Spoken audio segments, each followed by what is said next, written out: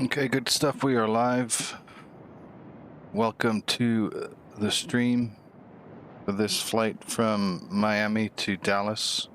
Pretty short one, about 2.5 hours, wheels up, wheels down. And we'll put the little Boeing 777-200ER through its paces. And we'll realize why it's arguably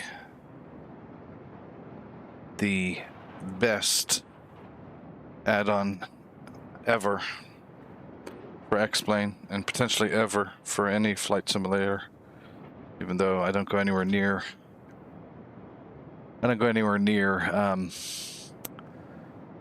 Microsoft Flight Simulator, because it's like flying the airplanes that I remember when I used to play Grand Theft Auto, and you'd have some missions where you had to fly this airplane.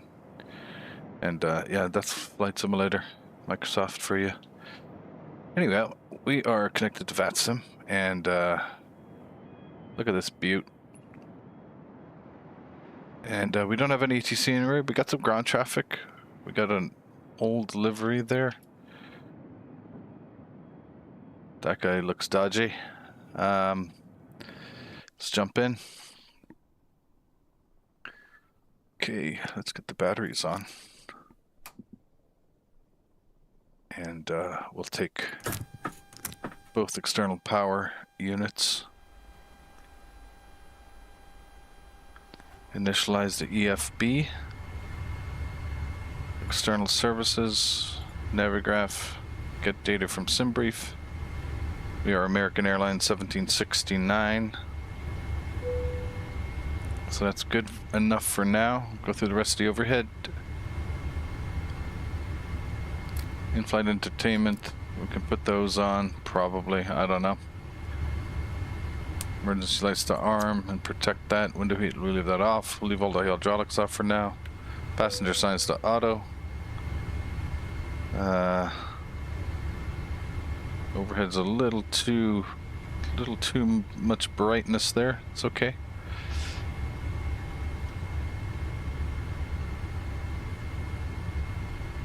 Pumps off, anti-ice, we'll put that at auto. Nav lights on.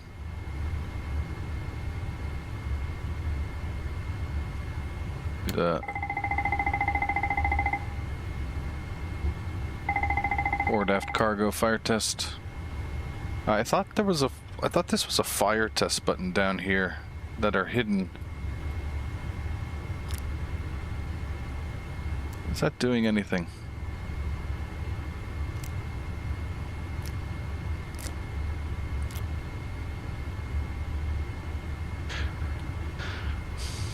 Maybe somebody can pipe that in the comments and let me know.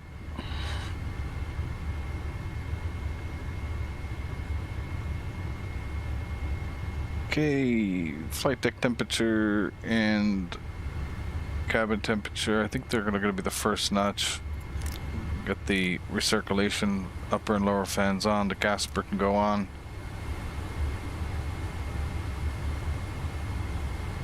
And let's start up the APU. I know I'm supposed to wait for these screens, but you know, I gotta get moving. APU's on the rise.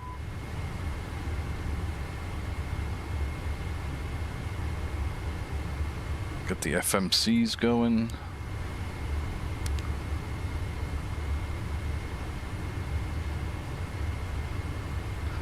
Get our pause in it. Kilo Mike India Alpha. It's the reference airport. Those two are matching up quite well. ADIRU switch can go on.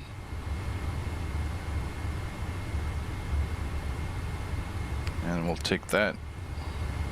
Time to alignment just under 10 minutes. Our route, Kilo Mike India Alpha to Kilo Delta Foxtrot Whiskey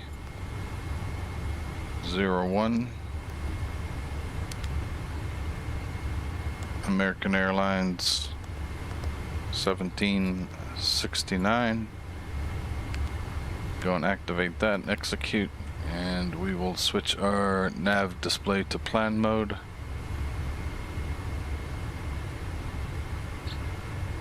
That's enough for the FMS for the time being. We'll put the radios on. ATC, we did get our squawk code 7711.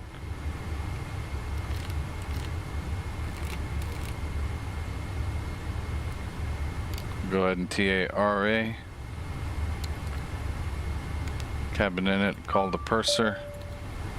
Good day, hope you are all doing well today. We are all here and ready.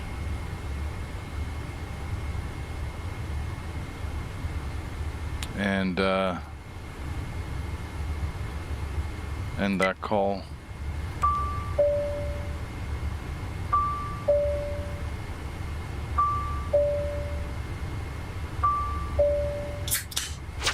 This is the captain. Good day. Good day.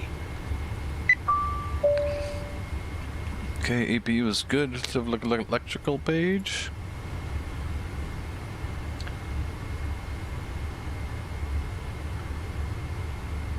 APU is on the... It's quite interesting. Not on the right bus tie. They're on auto. APU generator goes on. Knock that guy off. There we go. And we'll take the APU bleeds. And get the trim air on.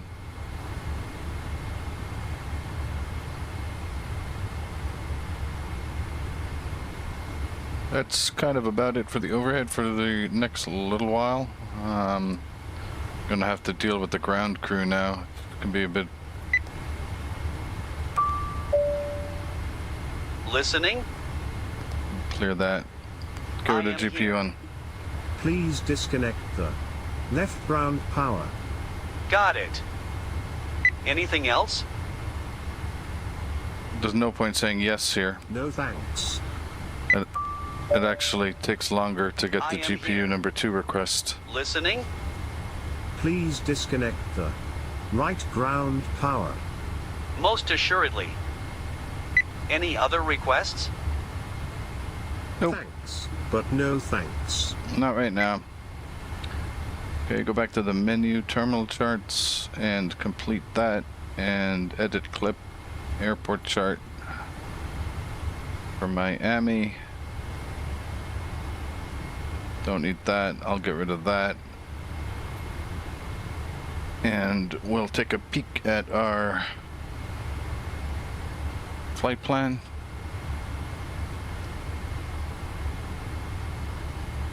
Miami to Dallas, Boeing 777-200, November 751 Alpha November. Cost index 15, air distance 1,078 miles. Great circle distance 973.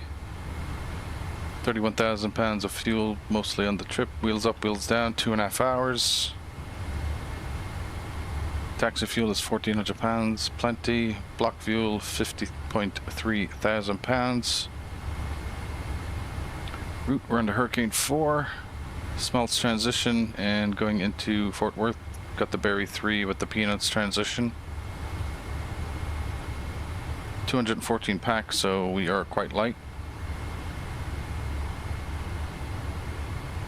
And 0 fuel weight 264.5, fuel 50 for takeoff weight of 413.4. So we're significantly under the max.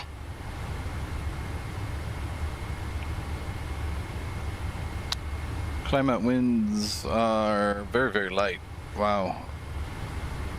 Top of climb winds are still quite light. Coming out of the northeast, actually, so be helping slightly.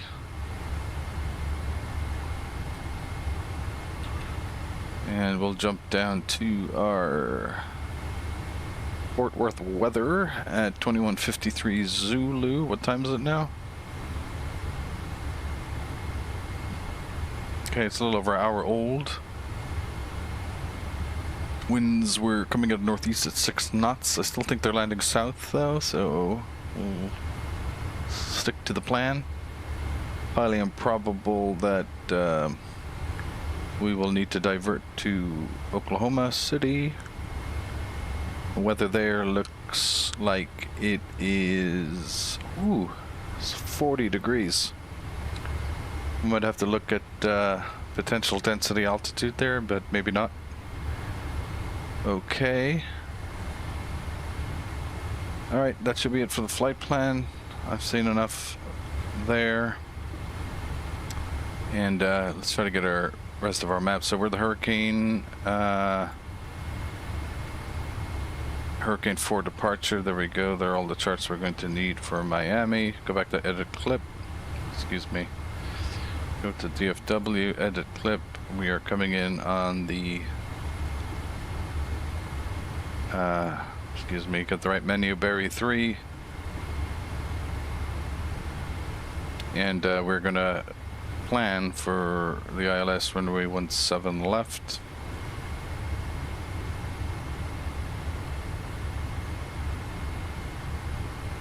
ILS localizer 17 left, there you go.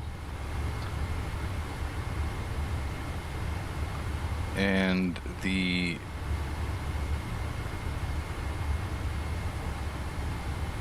airport chart and the parking gate terminals, that should, I believe, do it.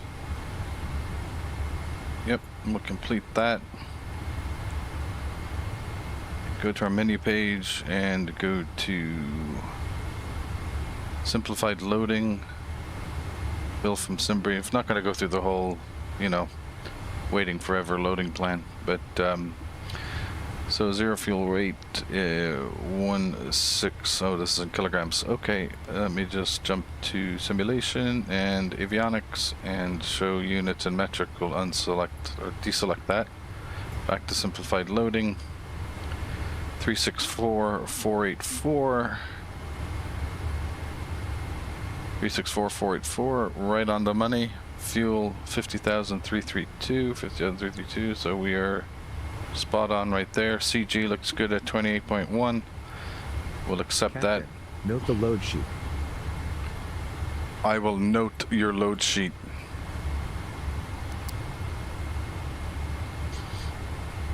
Okay, fuel is all on board. We are almost all ready to go. What's the ADIRS? Did I just cause them to realign because I brought all the people on board first? Wow. I think that's what happened. I think taking on the passengers in the middle of the alignment just caused the clock to go back to 10 minutes. That's quite interesting. I've read online that that does not make a difference at all in the real world. There simply isn't nearly enough vibration on the aircraft which would disrupt the alignment of the gyros. So that's an interesting one. We can get these backup generators to the on position for the time being.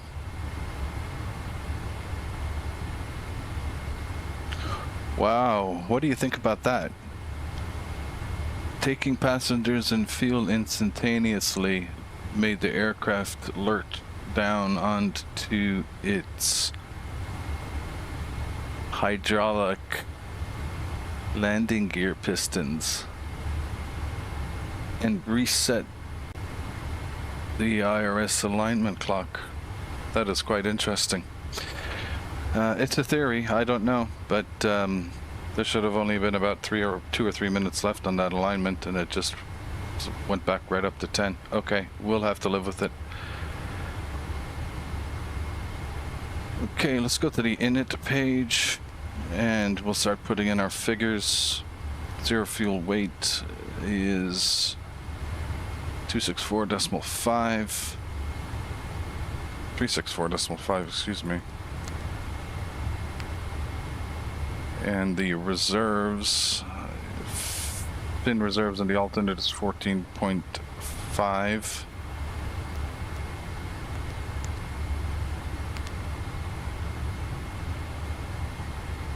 And our cost index is 15. And we're cruising today at flight level 400. Nothing happening on VATSIM right now. Controller wise.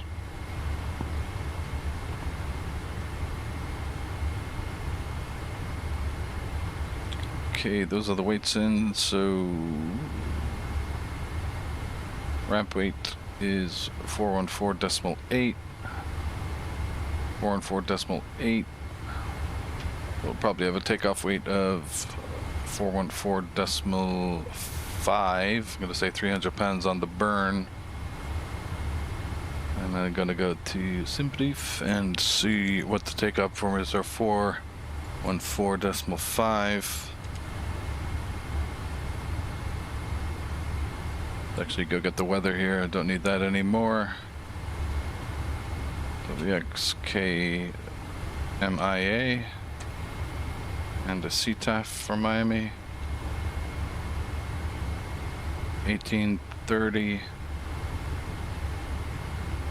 50, so it's going to be a bit of a crosswind from the right on the departure. 2999er on the altimeter.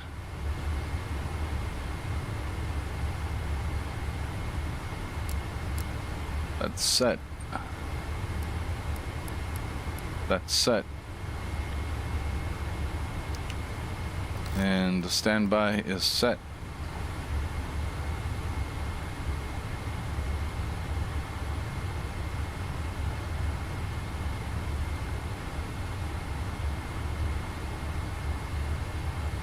And back to SimBrief, and let's go and calculate.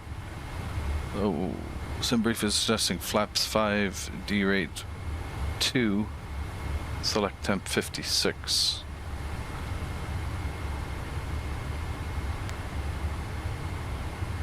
D rate 2, select temp 56. On the climb out, let's just have a look at our charts for a second to see if there's any aggressive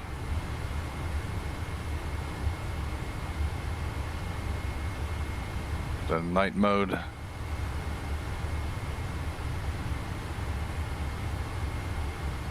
No, sea salt deals live niblet. No, so there's really no major altitude restrictions or constrictions even. But our initial altitude clearance is 5,000, so we can set that. Oops, there we go. So we can do climb 2 is fine. Takeoff, flaps 5, CG, now we'll go to the performance here. Copy FMC data, takeoff 2, 8 right is correct. Assumed temperature is 56. It will be full length. Condition is dry. Anti-ice off. Winds are 150 degrees and 9 knots. Temperature 32, that's good. 14.5 is good. We will check the MEL. I think this is probably okay all the way through.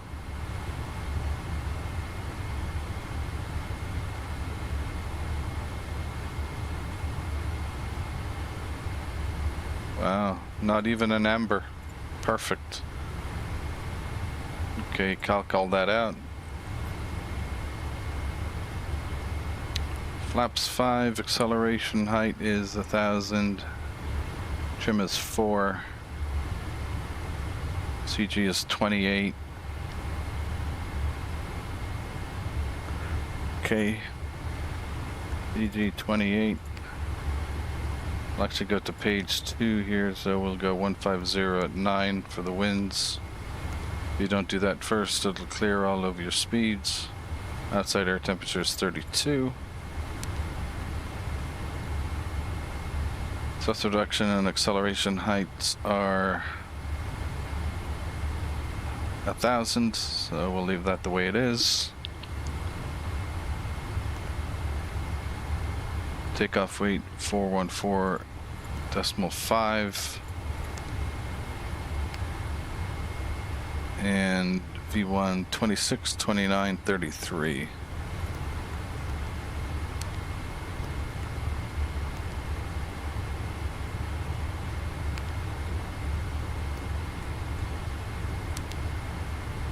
Okay, that's good.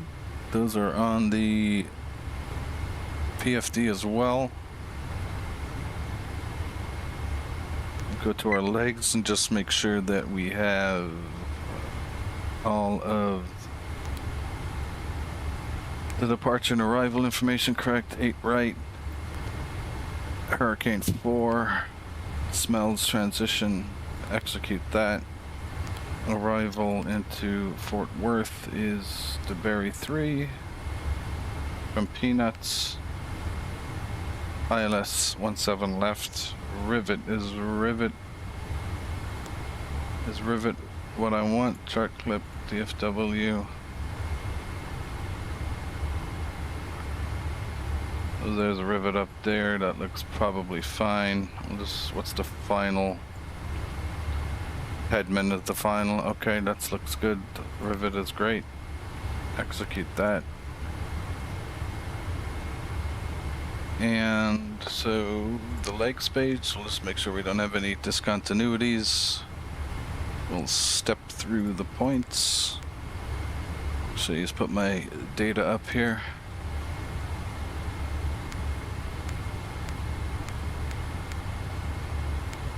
So discontinuity there, fill that in.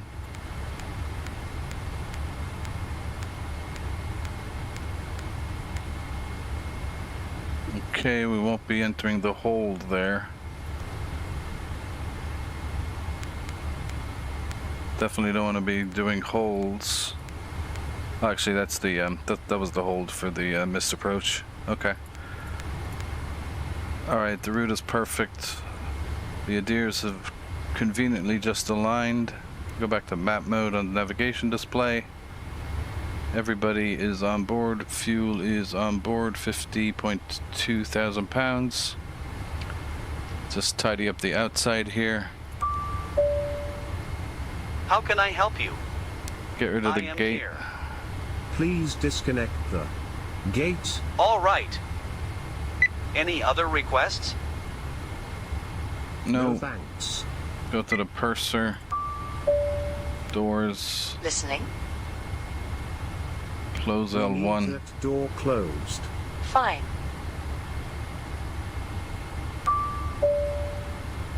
Would you like something? No, I just called you by accident. Doors to auto, please. Doors to automatic. All armed.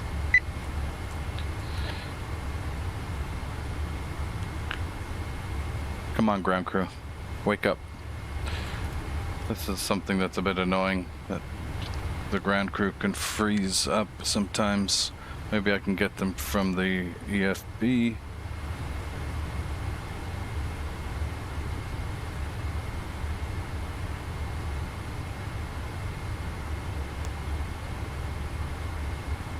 Doors. Let me see if I can wake them up this way. Please close this hatch. Sure I can. Thank you very much for waking up. And let's get rid of the chocks.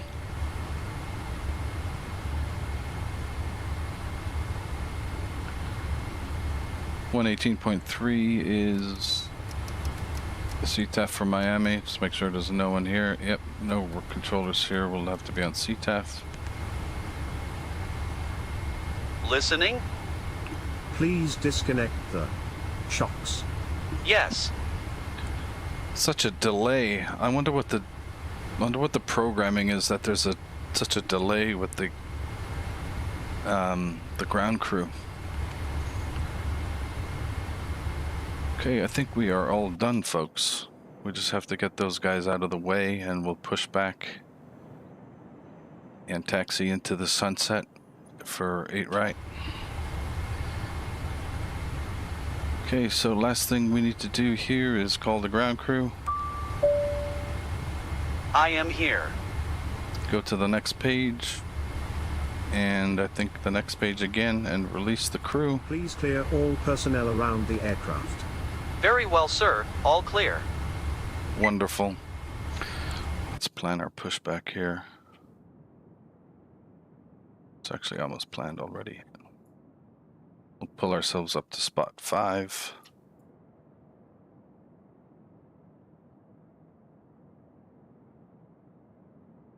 Ground to cockpit. Plan acknowledged. Call me through the menu when you are ready. Let's check out some checklists here. I need to get better with the checklists. Tested 100%. Yep. You got that right. Tested 100%. Flight instruments. Heading, let's set it to the runway heading. Terminal chart clip, Miami Airport. 8 right, 0902.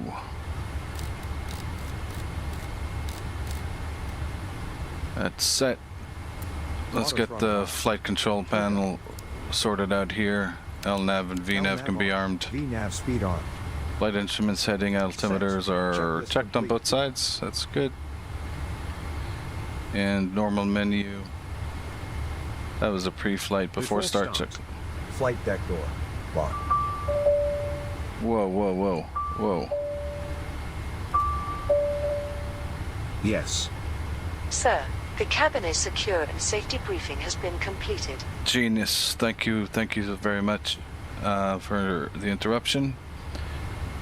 Okay, so where were we? We were doors. Stick it on deny. Seatbelt signs are set. We have them in auto. Set. Doors and windows. Closed and armed. Check. MCP. V2, I suppose we could at V2. You want to do it at V2? Let's do it at V2, man. Alright, let's do it. I think it was, what was V2 again? Performance, V2 was 133. I'll give it 10 knots more. 143, that's set. Altitude 5,000, that's good. Set. Takeoff speeds. Takeoff speeds, we've got V1 126, V rotate 129, V2 133. Set. CDU pre-flight. Completed. Completed. Trim. Trim is going to be 4. I can actually turn on, I believe, the... Gosh, I used to know this. I think I have hydraulic power for the trim now. Let me go to the flight controls. No, I don't have it. Try this one. No, I'm a fool. There we go. Trim is set at 4, so that is good. We'll turn the hydraulics back off. And go back to the checklist. Before start, checklist please. Trim is set at 4, we're good. Trim. Set. Taxi and takeoff briefing.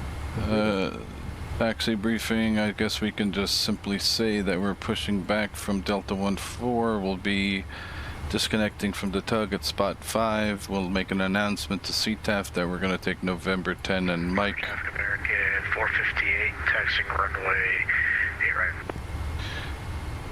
We're going to take November 10 and Mike to 8 right. That's our taxi briefing. And takeoff briefing. What I didn't do, and I'm not going to do right now because I don't have time, is put in a secondary flight plan for emergency return to runway 8 left. But maybe in another video we can do that.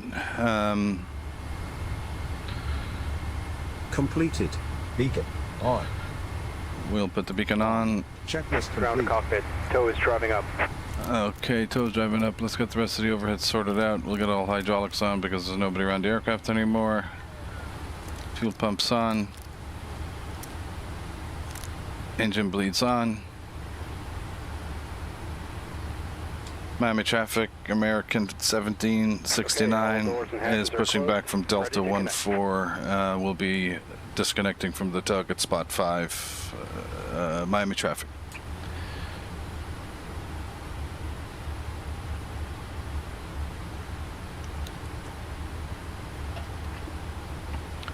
Welcome to the stream, everyone. It's exciting to be in the phenomenal FlightFactor 777 version 2. Arguably the best add-on for any simulator of flight, and in some cases, well, I think they've really set the bar, and I hope their competitors are paying attention. Release parking brake.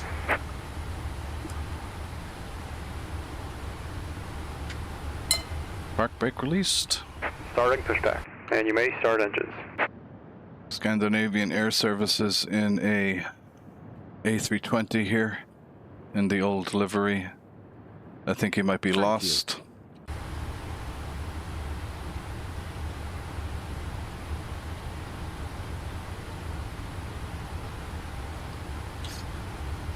Been rushing through this cockpit preparation, which I don't normally like doing. Let's check out the air. Air looks good.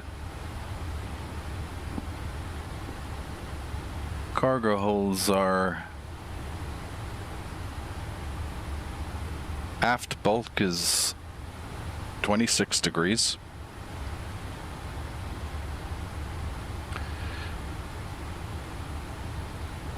That's forward cargo. I don't know.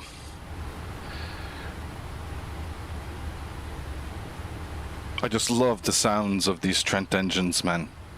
They're amazing. I mean, the GE sounds are good, but these Trent engine sounds, I don't know. They're just...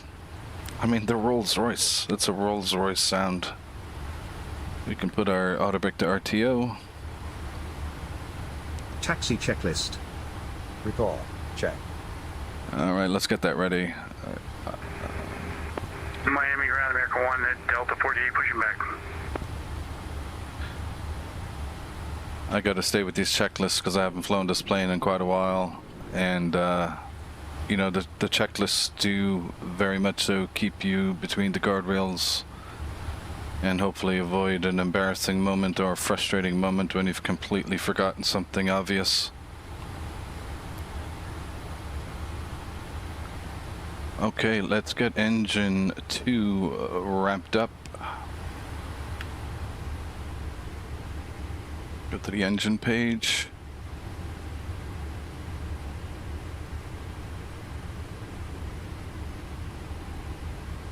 Yikes, sorry about that. Okay, N2's at 20. I think that's about the time we inject the fuel.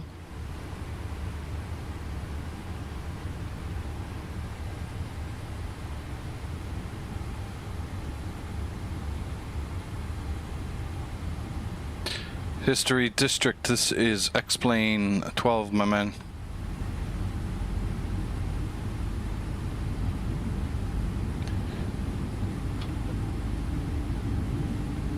Miami traffic. FedEx 105 Heavy pushing back on to Kilo, Miami. So I think we got a Traffic 456 primary. bit of business. We've got a bit of business here, which is always good.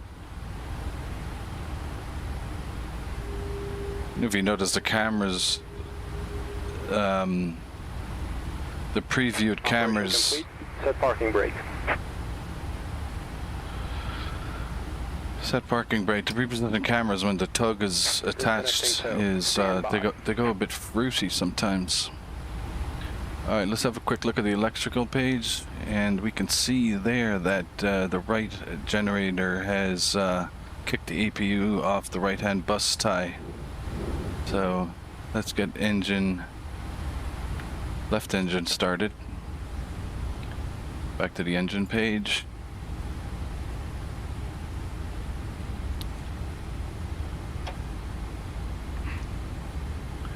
Before we disconnect the tug and the gear pin, we'll just make sure this engine starts properly.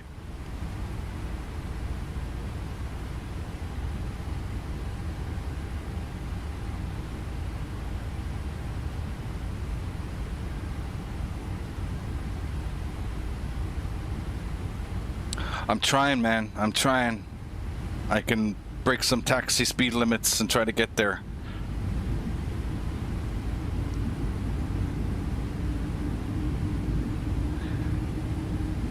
Take a look. It's already knocked the APU off the bus, so we'll disconnect the tug. Check VATSIM. No controllers are on.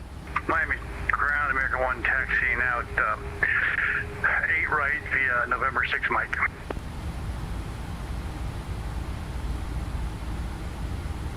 Okay, 2 good engine starts. APU off. Has been removed. Hand signal on the right. Well, see you next time and have a safe flight. Yeah, we'll do our best, man. It's just a simulator. It'll be pretty safe. Okay, stick the wing light on. Logo light, we'll leave that off. Get the flight control page up here.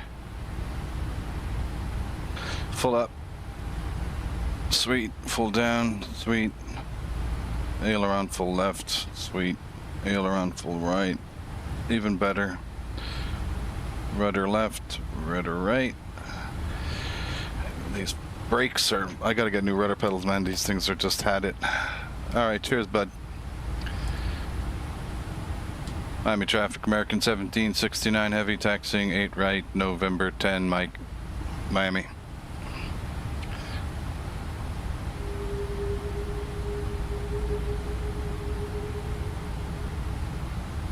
Jack, American 456, last call, Kilo 8 right.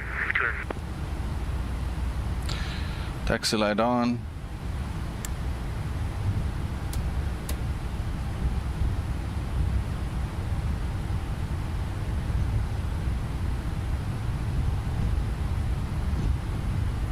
Miami traffic, FedEx 105 heavy, taxi runway 8 left via Kilo, Miami.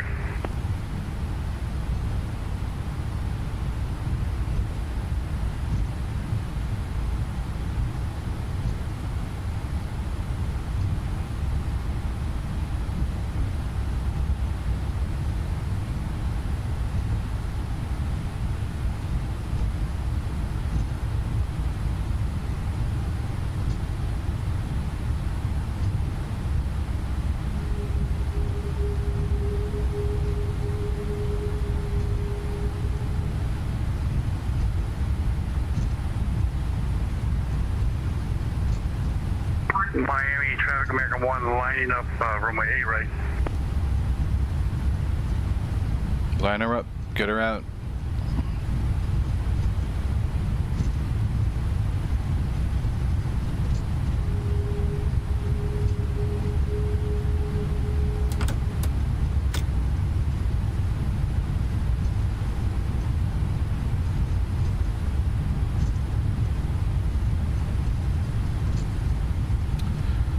I suppose I was supposed to do a checklist. There was a checklist, please. recall. Done. Check. Checked. Flight Ground control. equipment checked. Check. Checked. Ground equipment cleared. Cleared. Checklist complete. Miami traffic, American 1 departing runway 8 right to the north, Flamingo 2.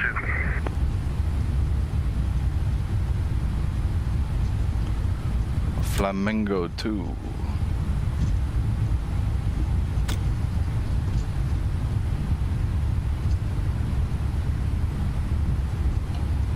Miami traffic, FedEx 105 heavy, crossing runway 8 left, hold short 8 right, Miami.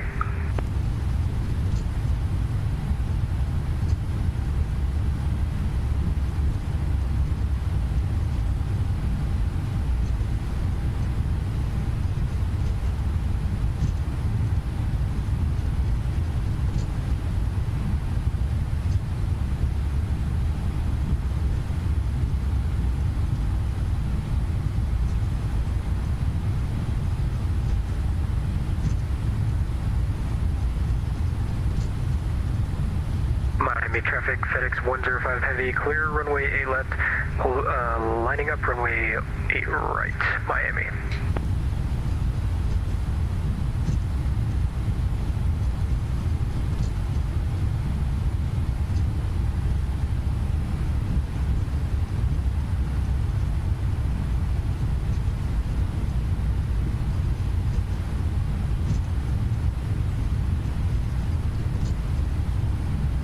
Wonder where that FedEx is going. See if we can find them. Oh gosh, gotta get rid of that.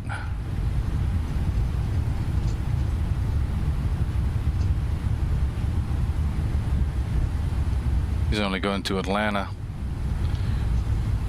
in a Miami traffic American 1 out of 8 right through 1600, turning left on course at Sea Salt. Over to advisory, American 1.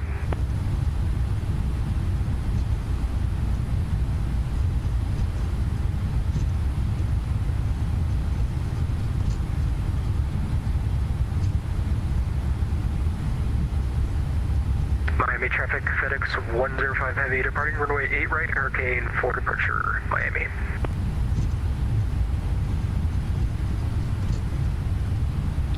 Miami traffic, American 1769, lining up and holding runway 8 right, Miami.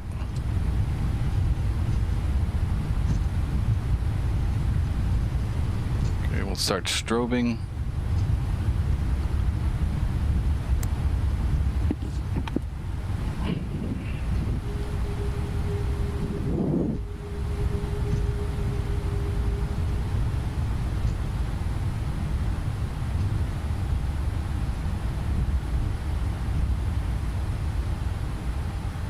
.143 knots. Selected.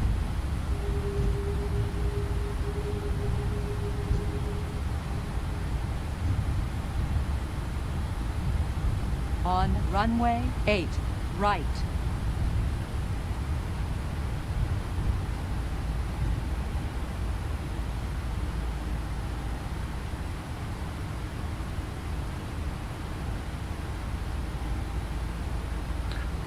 Miami traffic, American 1769 heavy, departing 8 right on the Hurricane 4 departure, Miami traffic.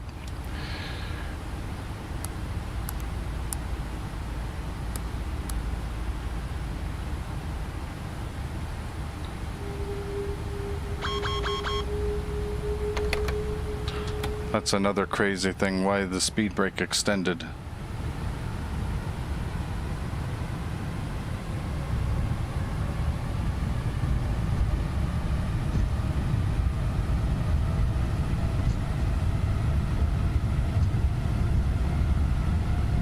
Toga. Thrust reference. VNAV speed on. LNAV on. Miami traffic, FedEx 105 Heavy, left turn direct deals, Miami. Auto throttle hold.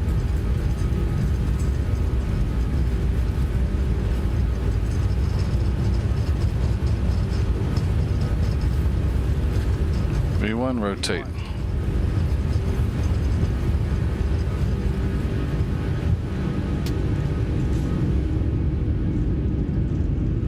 Positive rate, gear up. LNAV.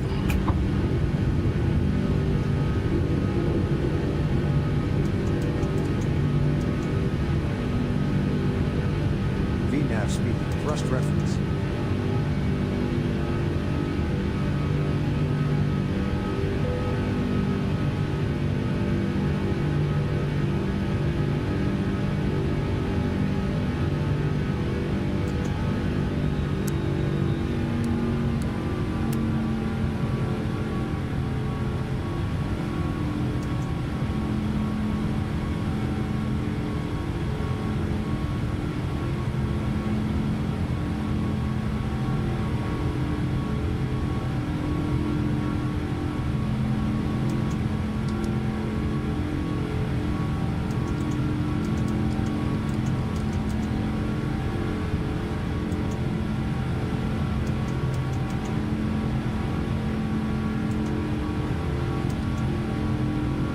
I'm gonna keep the speed down pretty low for these turns.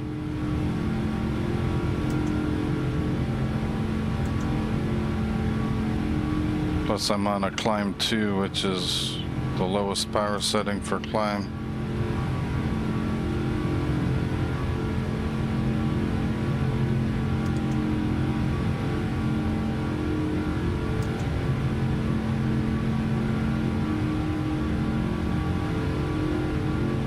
Why on earth were the speed brakes deployed when they were confirmed to be retracted at the start? That's crazy.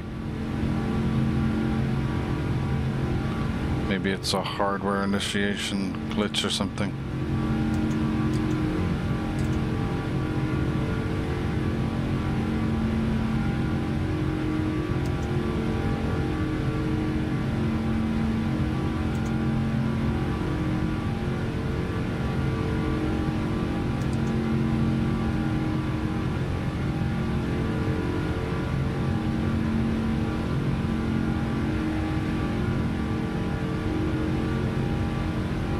Go flaps 1.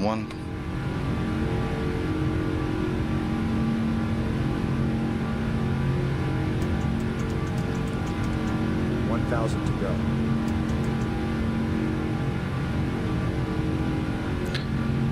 Don't see anyone on our TCAS, so let's go up to 10,000. Altitude 10,000 feet. Check.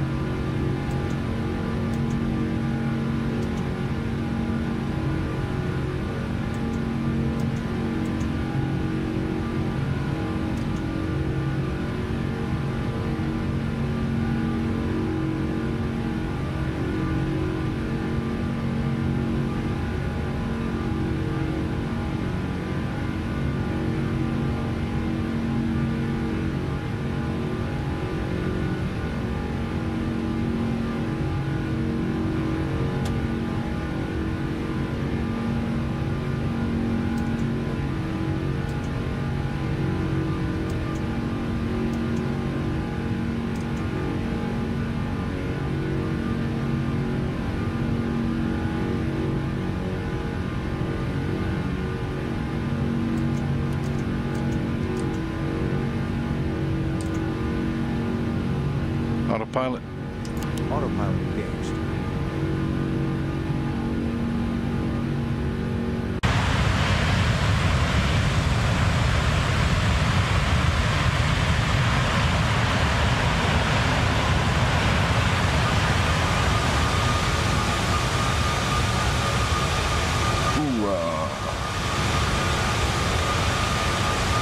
How to fly by sounds again.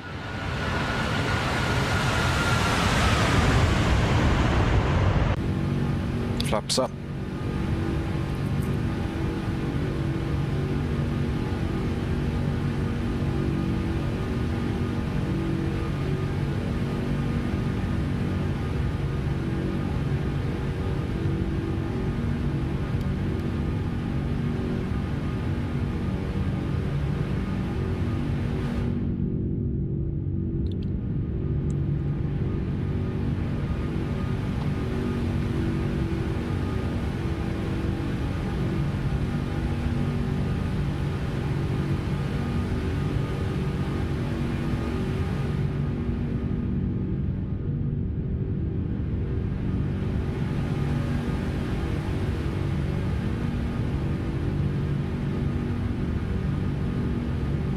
$1,000 to go.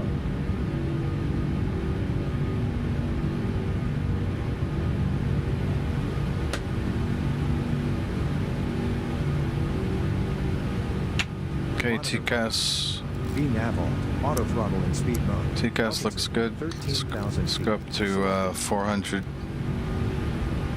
Altitude 40,000 feet. Check. Heading to course.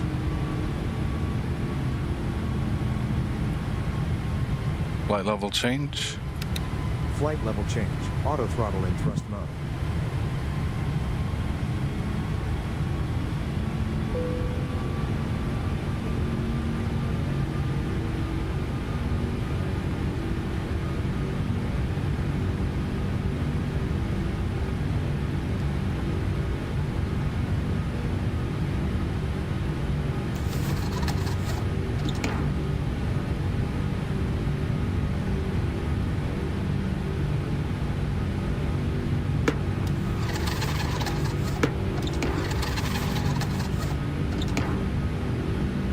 Can't slide that.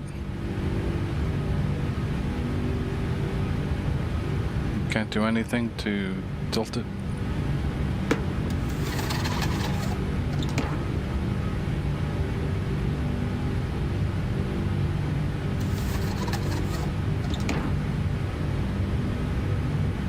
Interesting.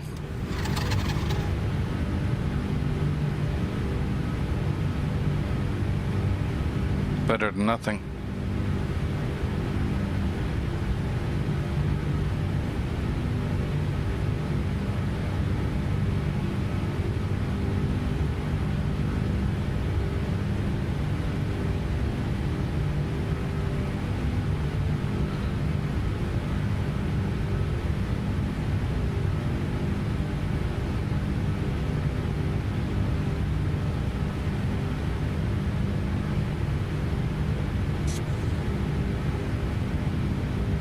Very interesting.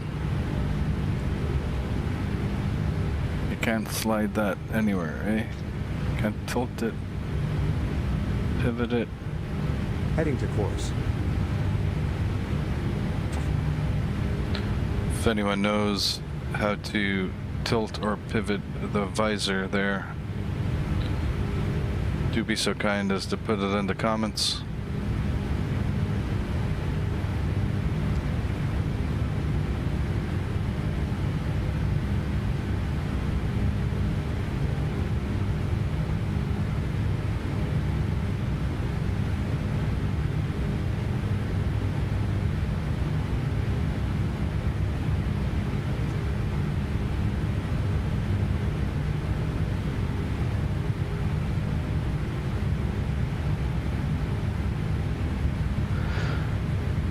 Suppose we could have done some checklists there that we didn't do. Takeoff checklist. Normal checklist. After takeoff. Checklist. Checklist complete. Awesome.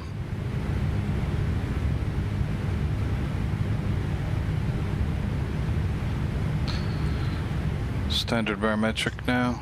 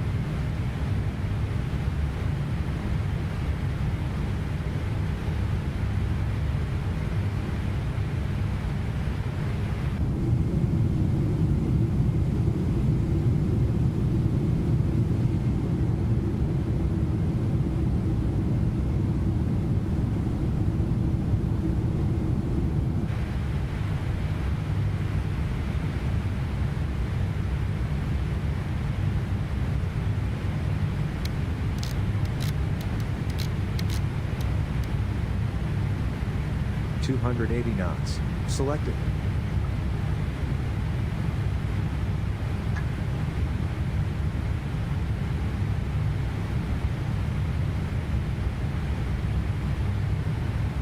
Heading to course.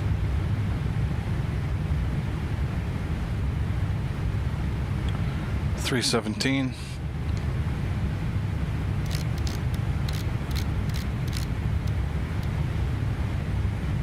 .317 knots. Check.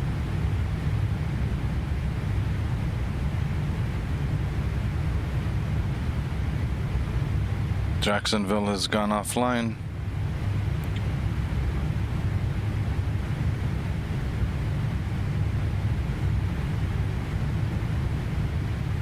Five after 8 on the East Coast.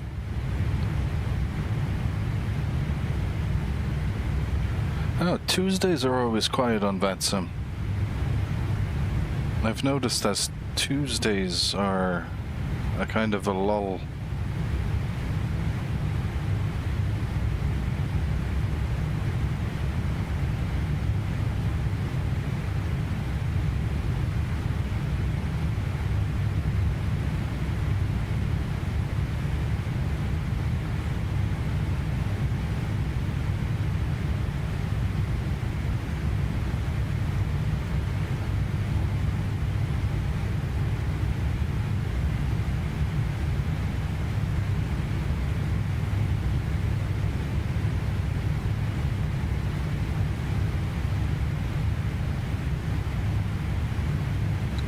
Go back to VNAV. VNAV speed, thrust reference.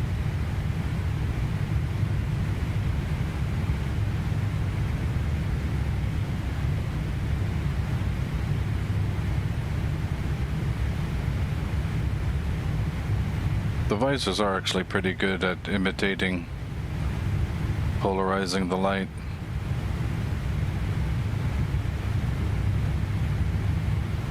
The one on the X-Craft Embraer E-Jets works really well also. I think Tolas do a very good visor as well, if I remember.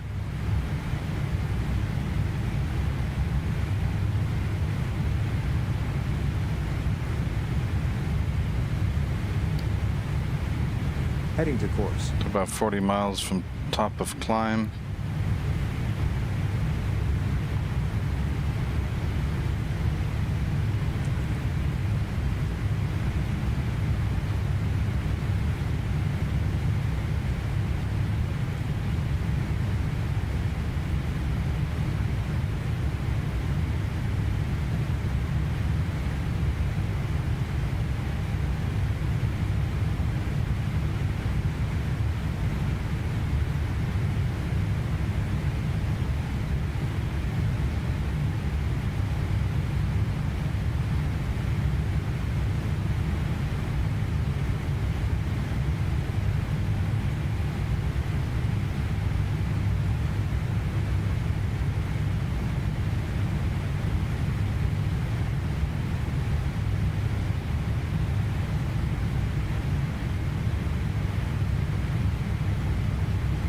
You know what I didn't do? I never put the weather radar on. That looks like a definite thunderstorm over there.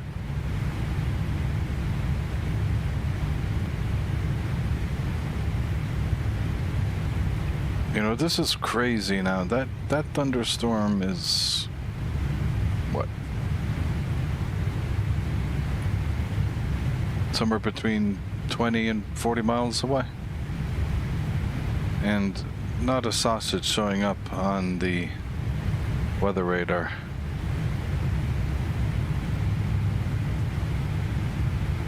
No man, I think this X-plane weather radar is I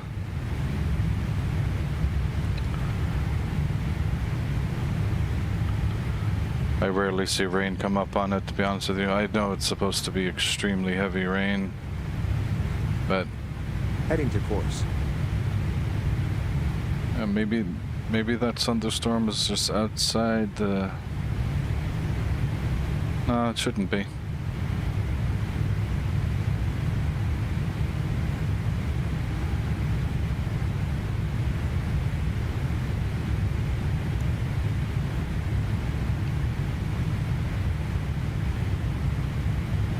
Volanta is not picking up any thunderstorms.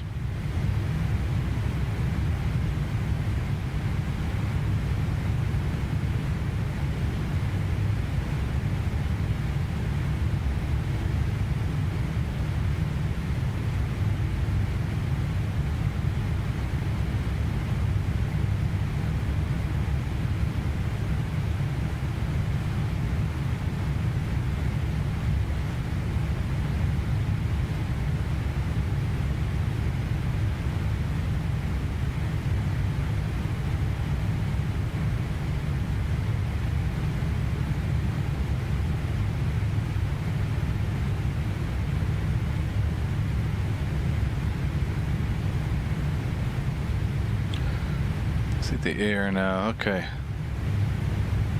Now we're looking at normal air temperatures for luggage compartments.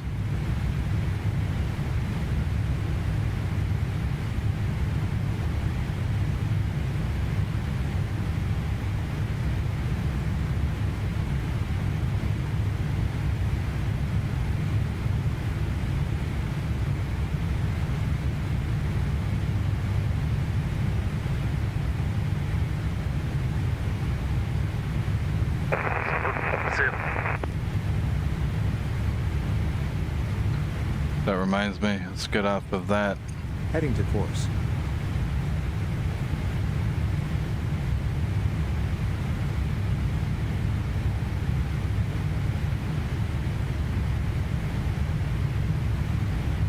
$1,000 to go.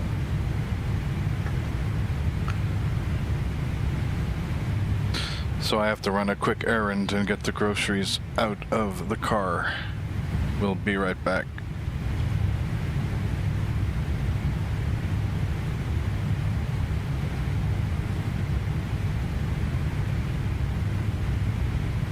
VNAV path, auto throttle in speed mode.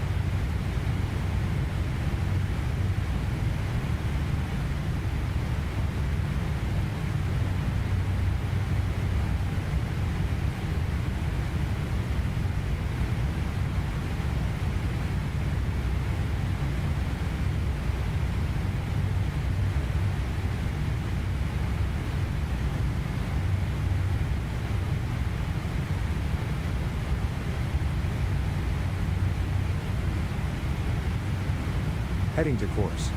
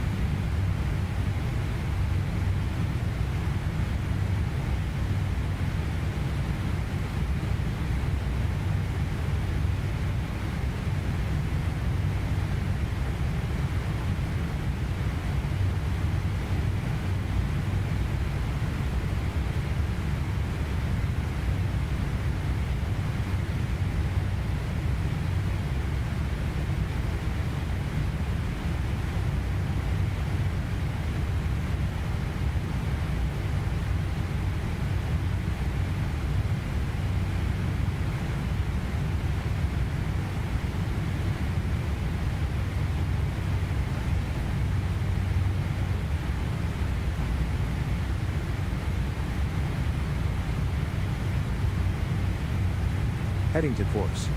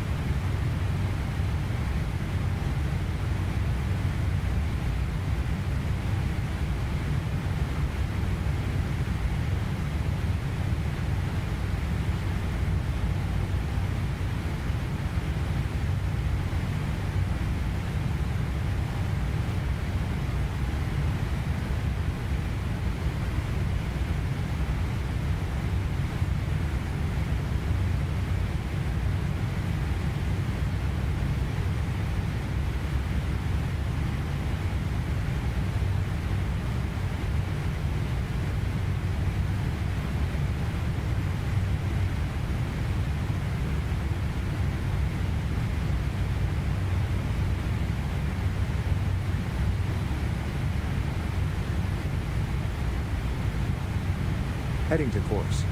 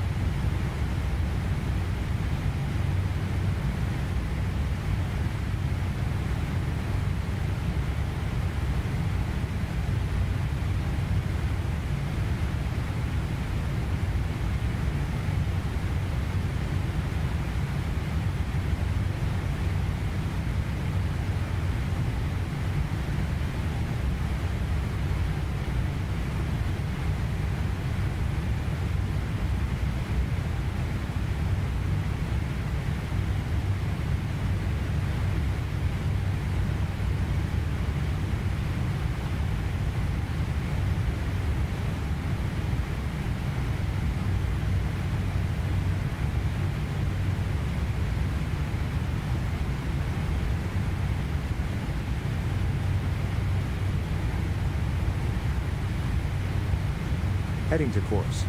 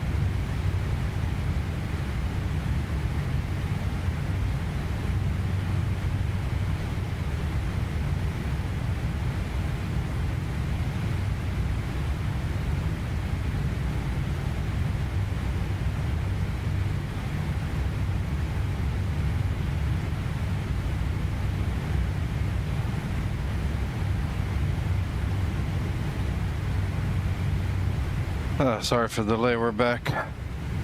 How far are we out from Dallas? Well, I think it says it there on the ETE on the top right.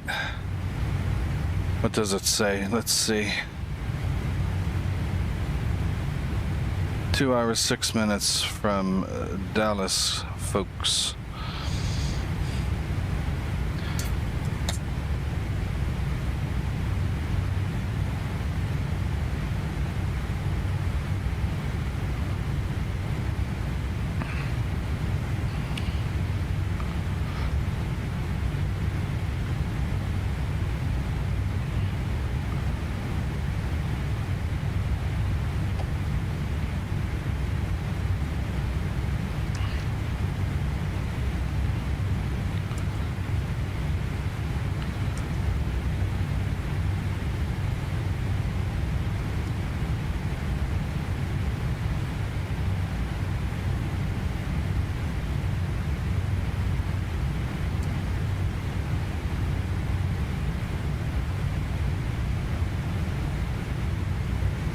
Heading to course.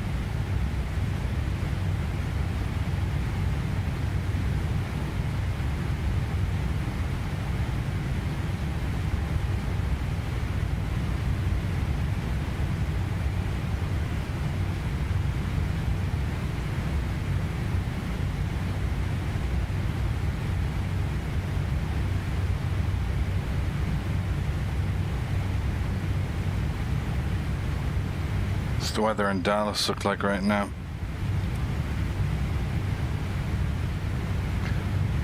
Variable 5 knots, visibility 10 miles, fuselage 8,000, temperature 39. Yikes. 2983. So density altitude calculator.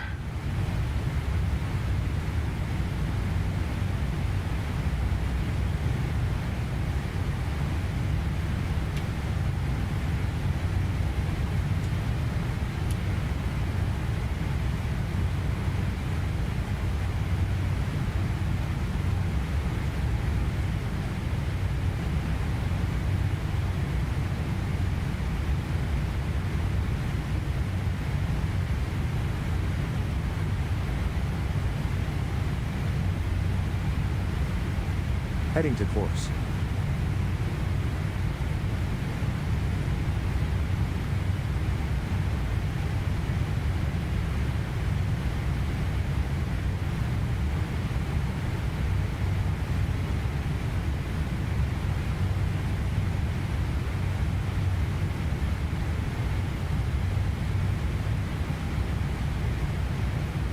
The altimeter here is 2983.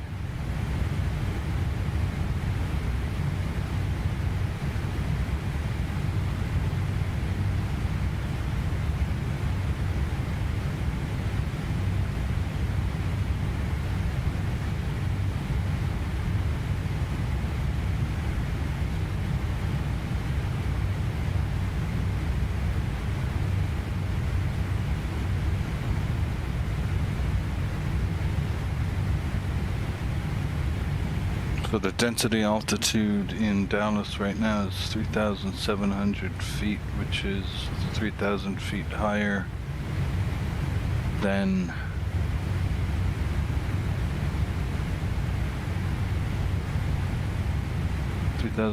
feet higher than the airport altitude.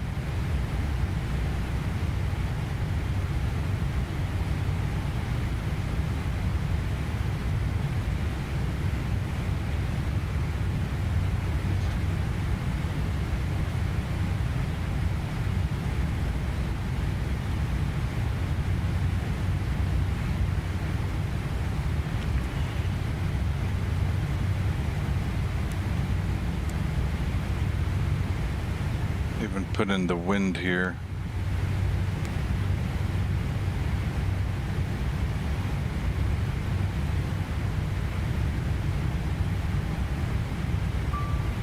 Heading to course. Load those. Execute.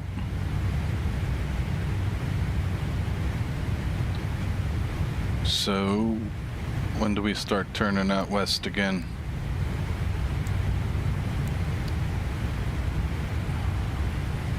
Georgia.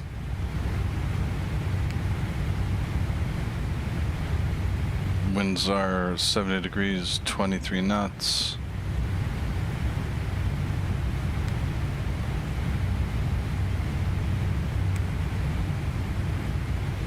Georgia to Cablo is 310.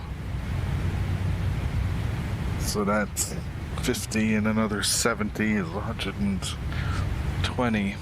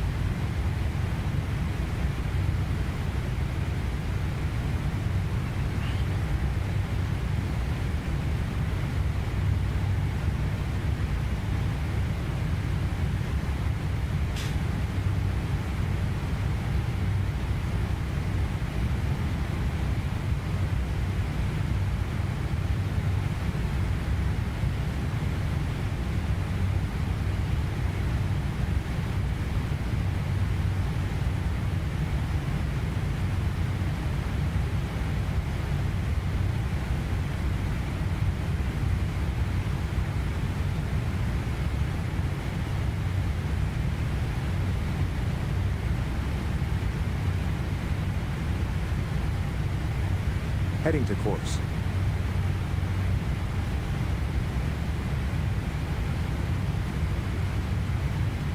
Is there a way we can get him to stop saying heading to course?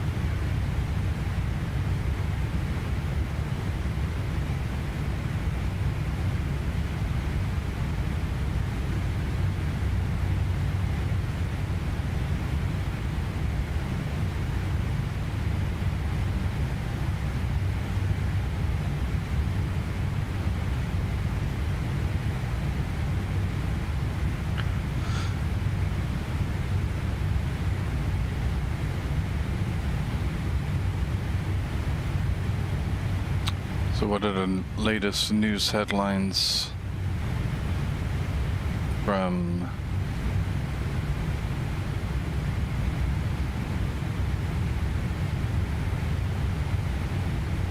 Simple Flying? Heading to course.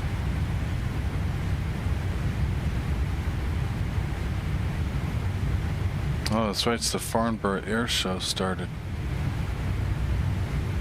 Or has it started yet?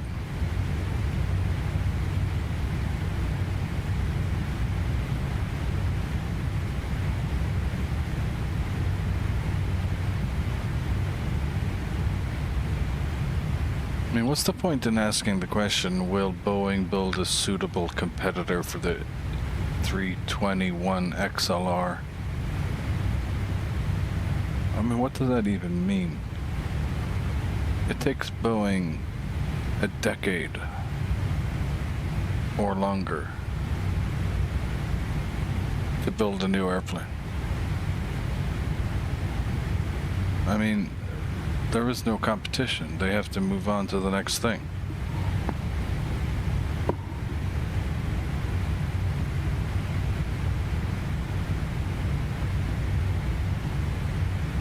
What's the most distant diversion you've ever experienced? I've never, fortunately, ever experienced a diversion. I've flown the E1905 actually once, Austrian Airlines, from Geneva to Vienna.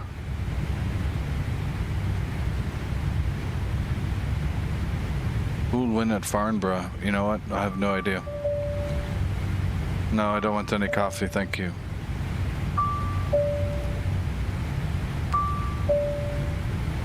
I am listening. Sir, should I bring you some coffee? Not at the moment. Will do as you ask.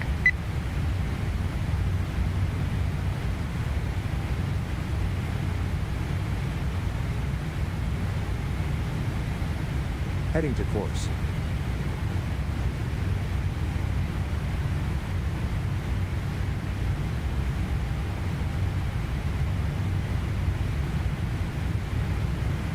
Alright, that's enough of the headlines.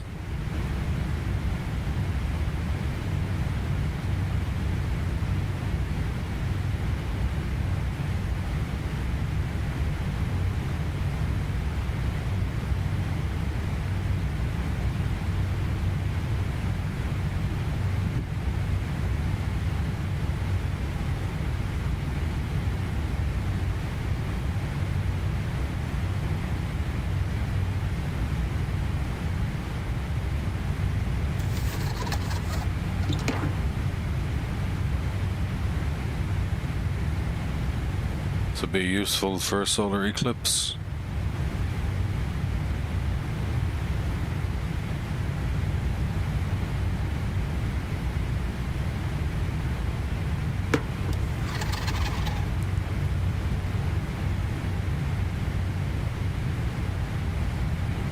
Fort Worth Center's up.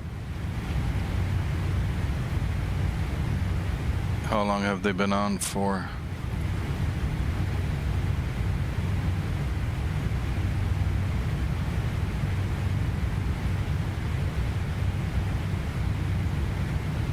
"44 minutes. Excuse me, 3 hours.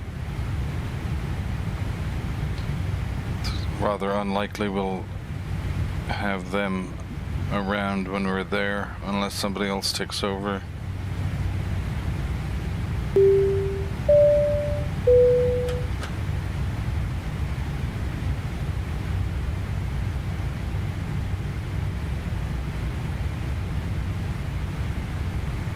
Heading to course.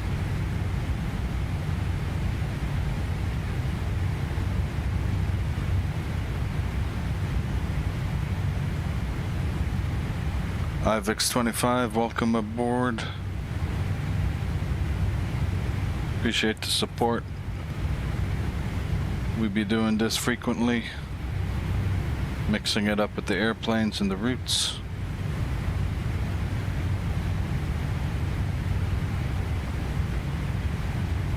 Don't forget to like and subscribe, folks.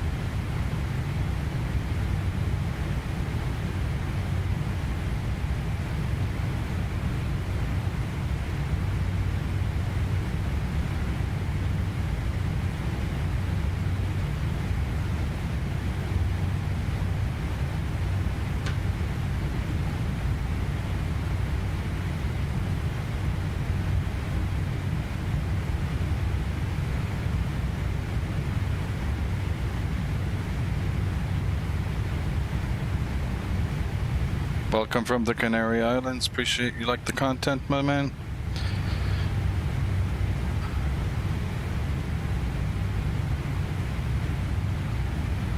What time you got over there? Probably, I'm guessing, let's see.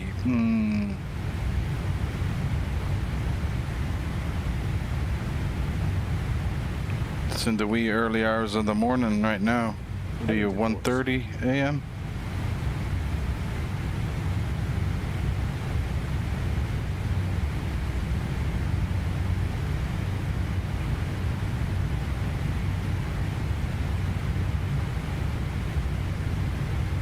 Yeah, the thing with the internet and streaming, there is no timetable. 1:37 a.m. So I wasn't too far off. Is that Greenwich Mean Time? Let's see. I'm on Pacific time, so it's 5:37 p.m. here. And I gotta throw 8 hours on top of that.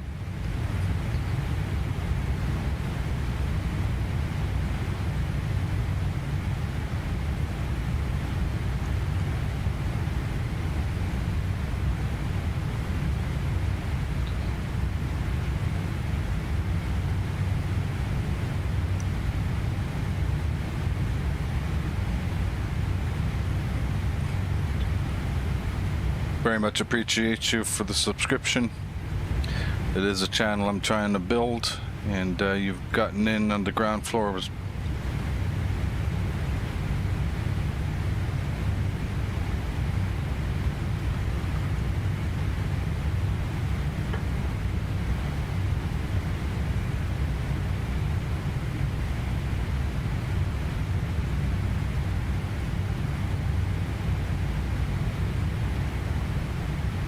We'll go and pin that message there, Ivix.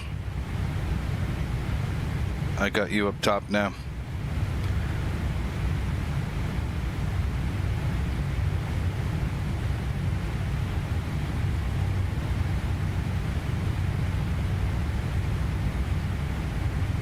Yeah, we try to keep it real, but keep it fun.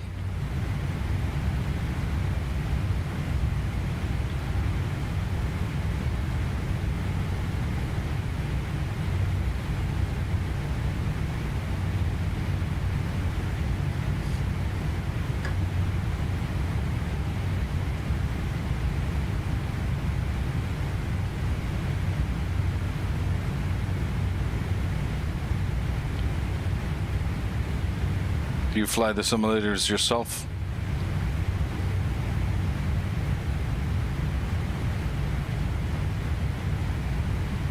Okay, hopefully we should see our ground speed start picking up a little bit soon. Just start getting a little more of a tailwind rather than this crosswind, albeit it's only 25 knots.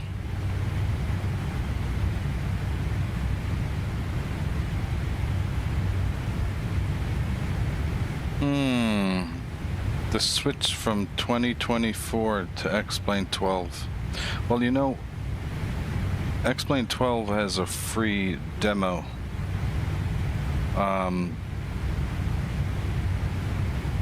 You can play X-Plane 12 offline. You don't need a internet connection. I don't know if that's a big deal or not, but you know, I'm talking about stark differences in some of those kind of essential features. Listen, you're not going to get X-Plane 12 to get better scenery. Obviously, Microsoft have the scenery locked up. But a lot of diehard X-Planers, I think they're in it for the flight model. I've played Microsoft Flight Simulator. I shouldn't say played. I've used both well, I haven't used 2024, I've just used 2020. I bought 2020 when it came out. And there was a lot of weird things with it. not being able to keep the plane on the runway. Yeah, if you're into the physics, X-Plane 12,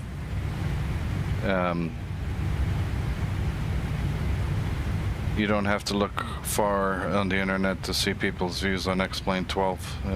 The flight model, the physics I should say, and then the flight model that the add-on aircraft developers bring to that physics engine give it a wonderful sense of realism,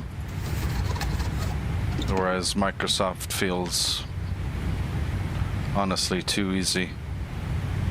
But then there's some weird things in Microsoft back in, I haven't used it in probably 4 years, where I literally couldn't keep the airplane on the runway center line with the 5-knot crosswind with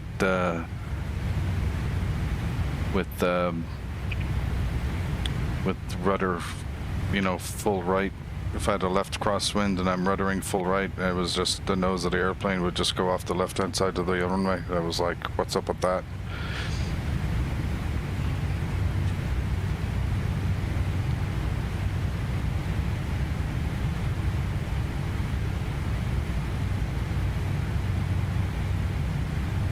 But yeah, if you're in it for the physics and let your imagination fill in the blanks on the visuals, then on the landscape visuals, that is, I think the airplanes look,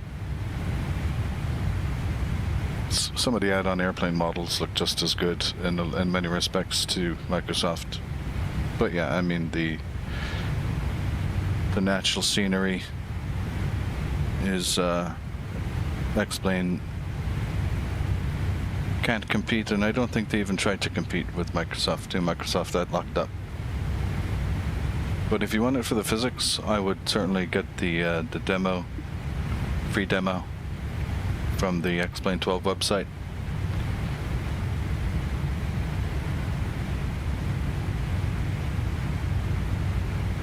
Yeah, the graphics, the airplane graphics on a, the cockpit graphics look good on a lot of airplanes in X-Plane 12. The fuselage and the aircraft models look good on X-Plane. You won't get that ultra high definition that Microsoft seemed to be able to pull off. Well, not Microsoft, the developers for Microsoft airplanes, but I think the rendering engine is just a little different,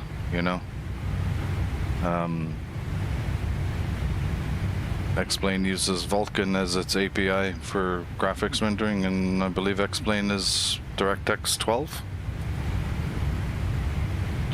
So they're a little different.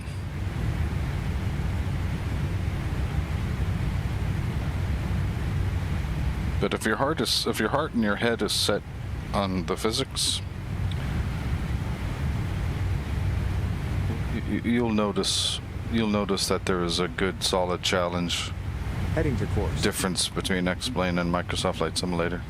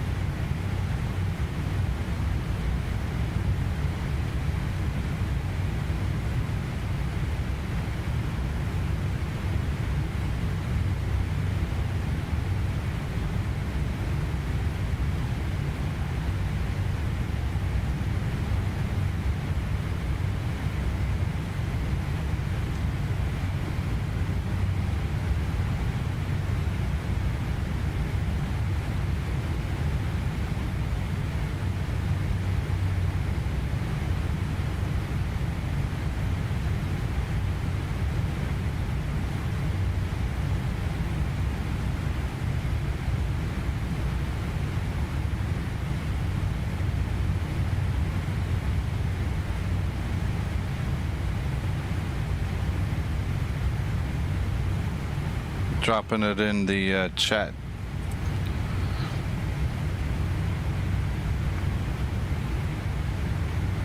Try it out.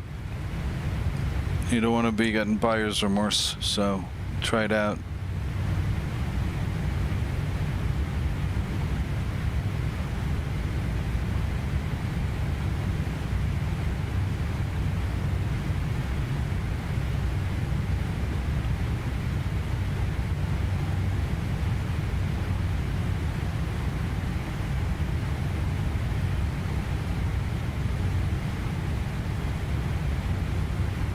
Heading to course.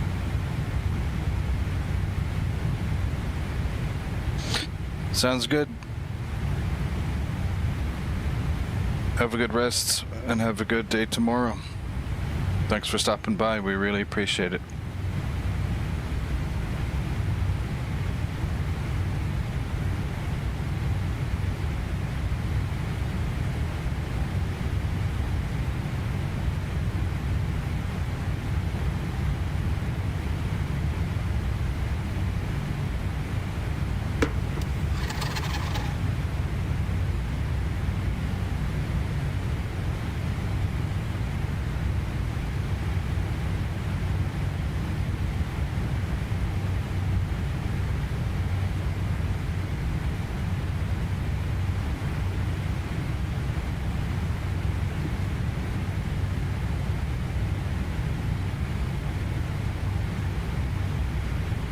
Got Fort Worth Center still up.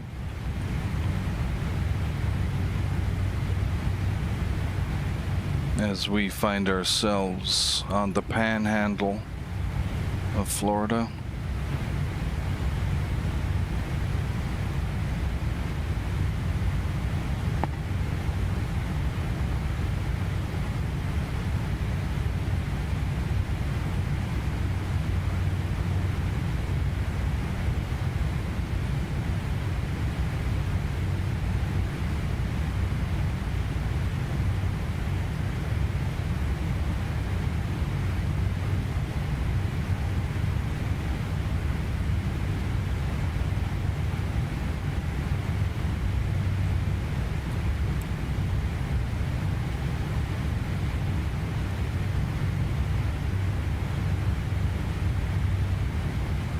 Heading to course.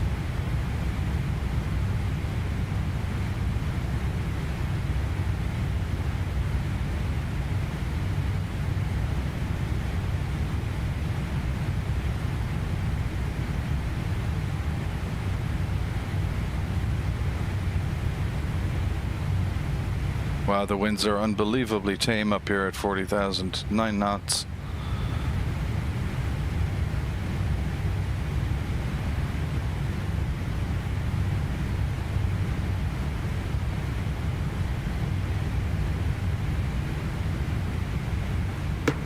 I think we're gonna say goodbye to the sun for the rest of this flight.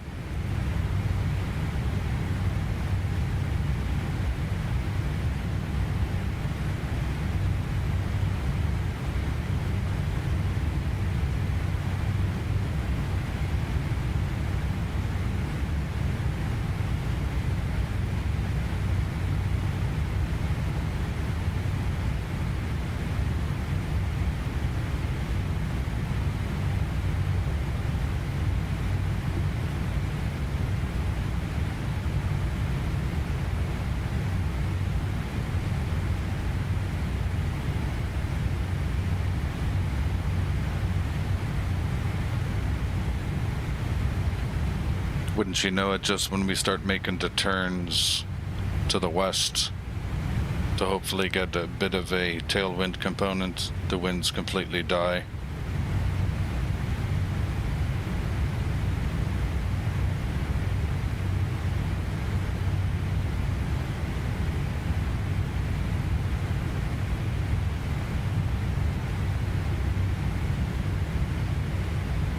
No, it doesn't really matter. Tailwind component is just so tiny right now anyway. Heading to course.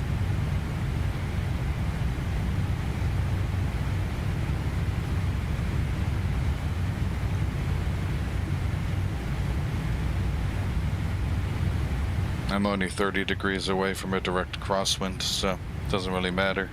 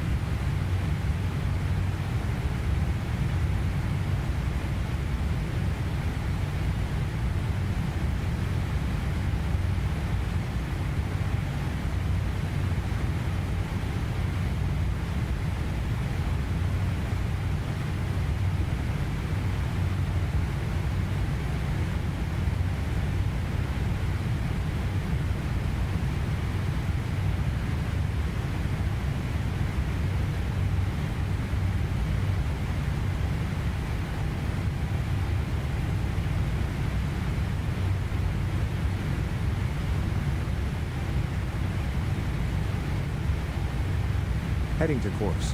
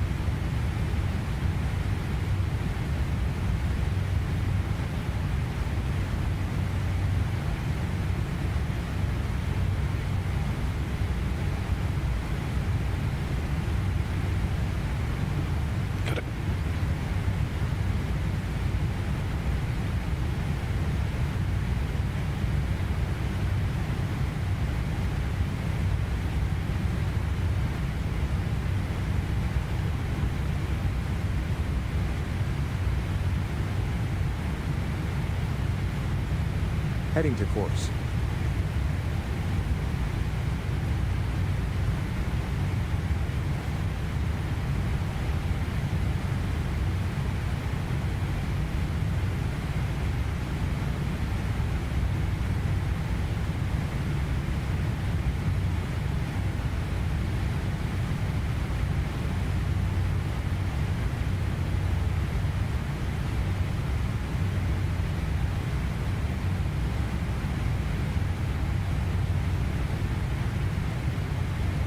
Got about an hour and a half to go.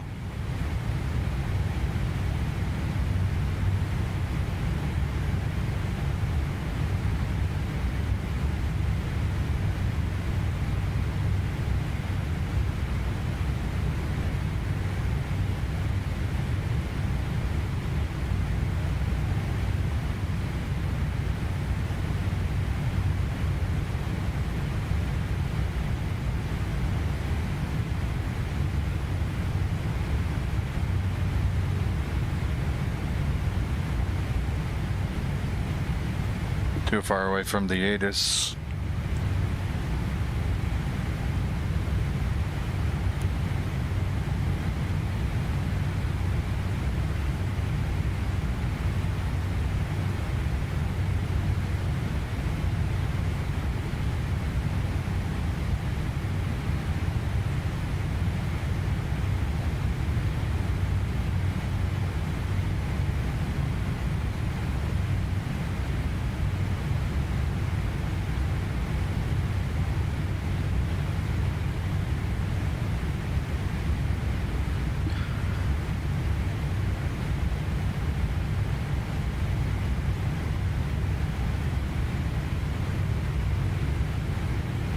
Heading to course.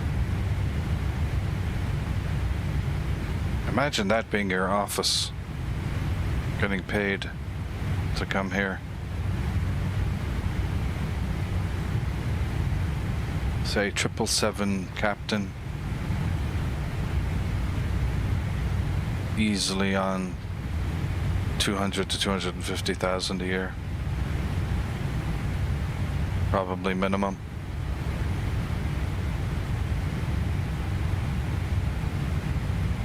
Depending on the airline, of course, but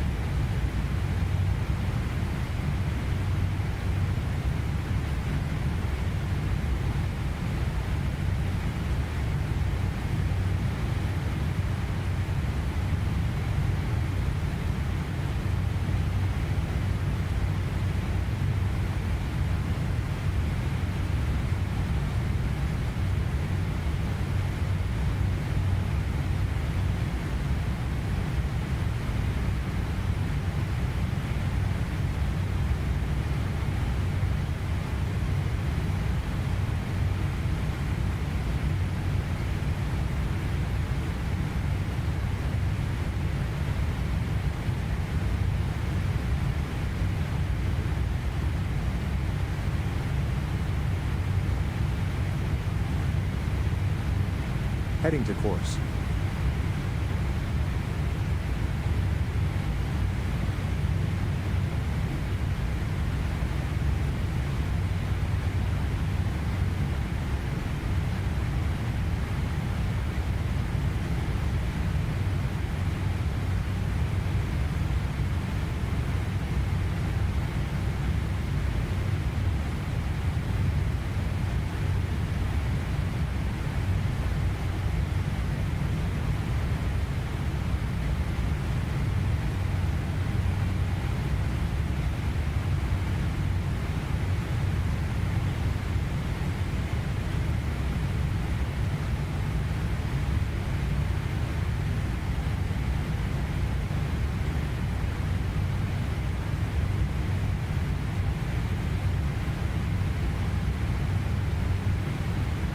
Or should I land it in the first officer seat?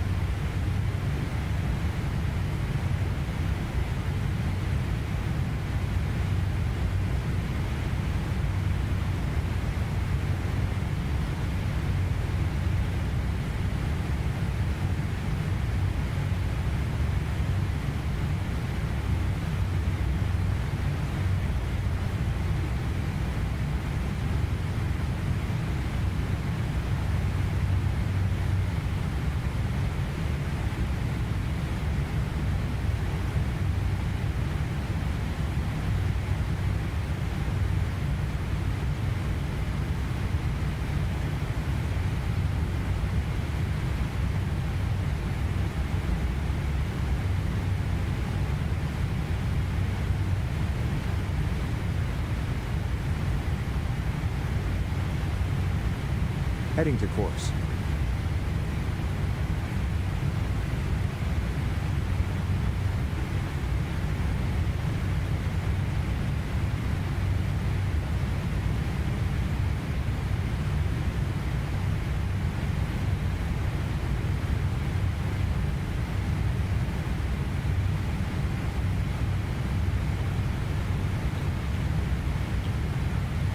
Okay, so we have Fort Worth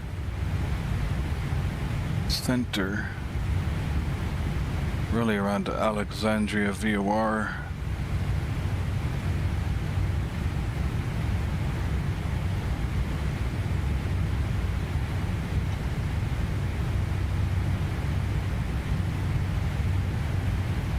We're gonna hit Alexandria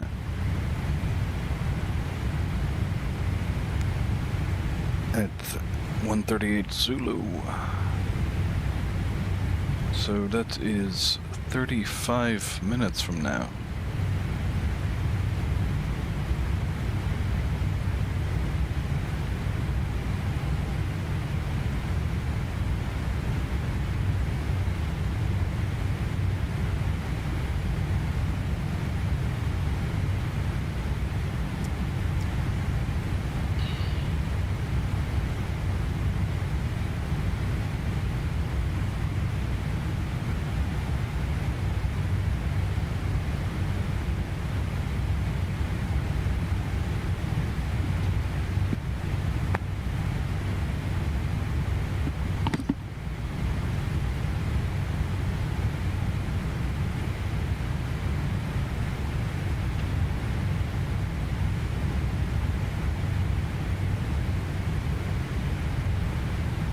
Heading to course.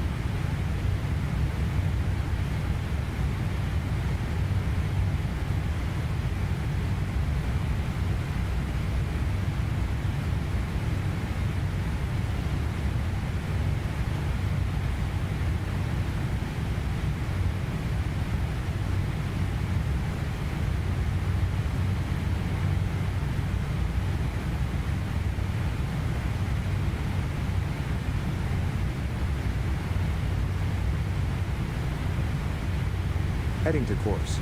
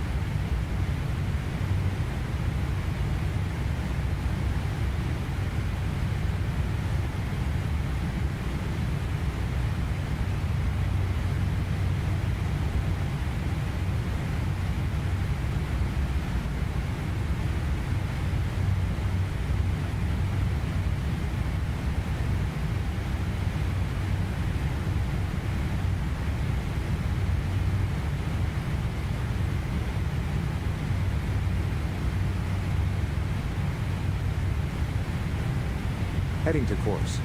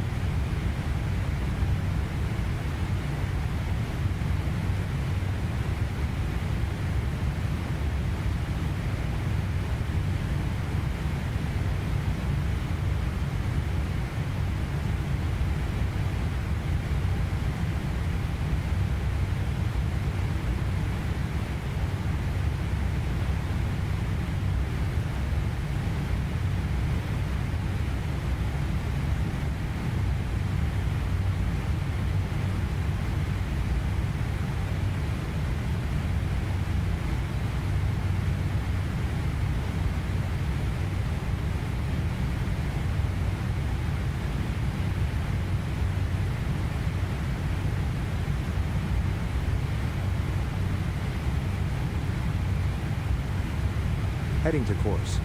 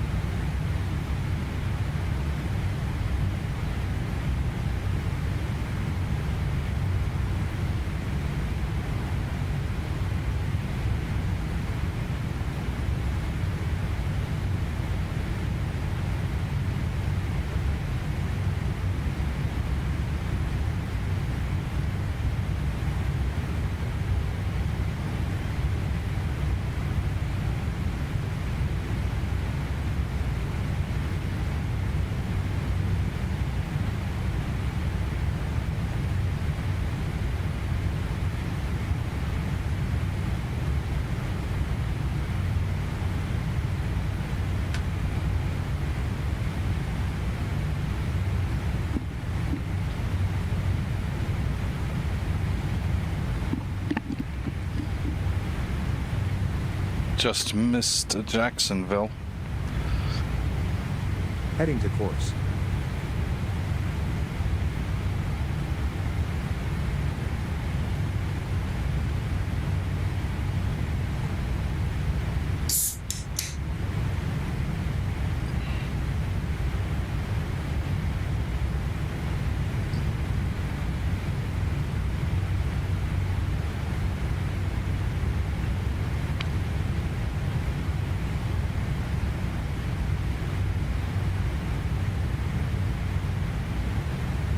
No ATIS, not an ATIS distance yet.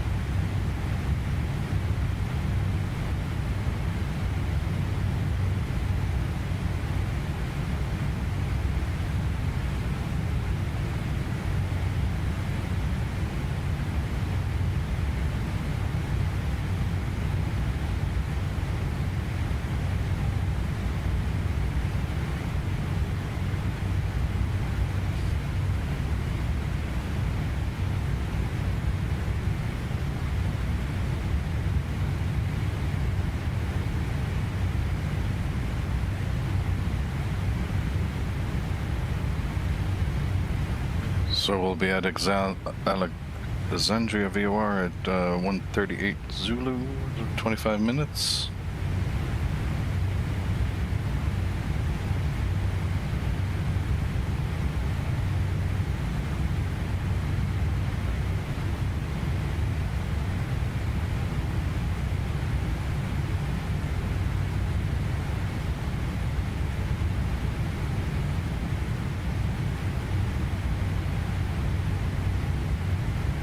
Heading to course.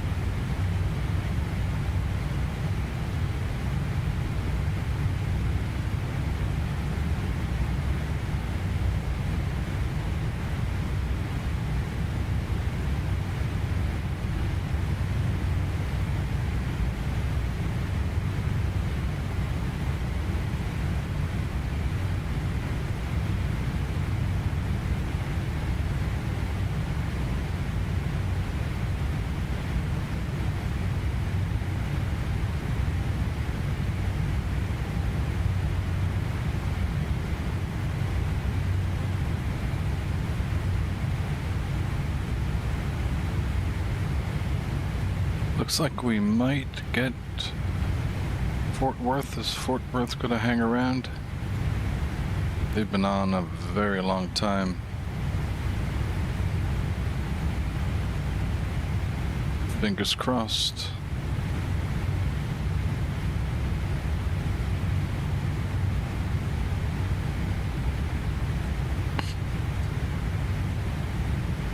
Yeah, Fort Worth is now 3 hours 50 minutes online.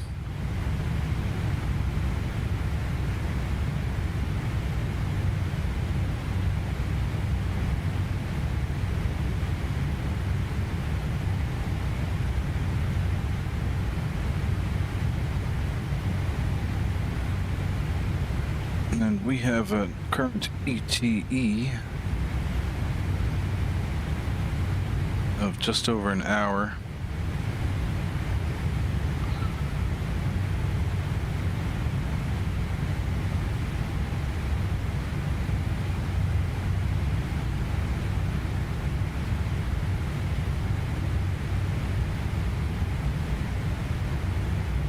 Heading to course.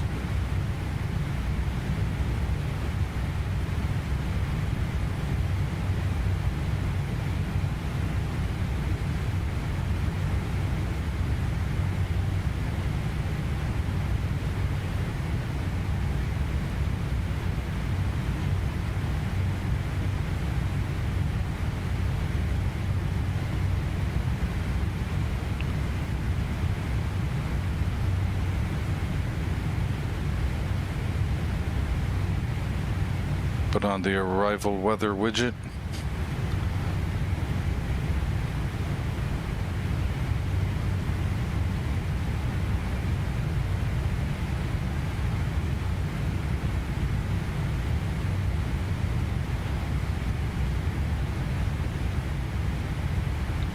got the latest METAR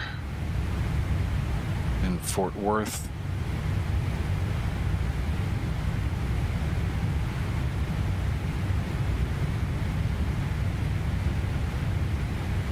Zero 053 Zulu.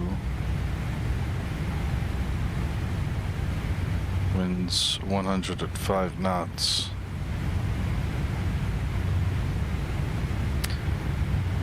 We are flying, sir, the FlightFactor 777-2 in all of its glory. Take a peek from the outside.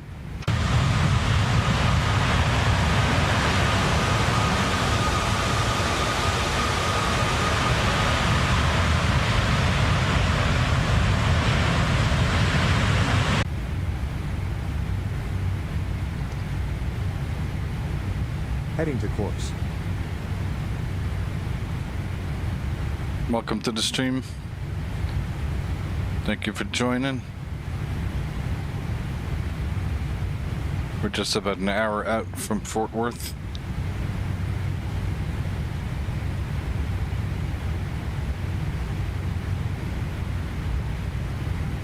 Now this is X-Plane, dude. X-Plane 12.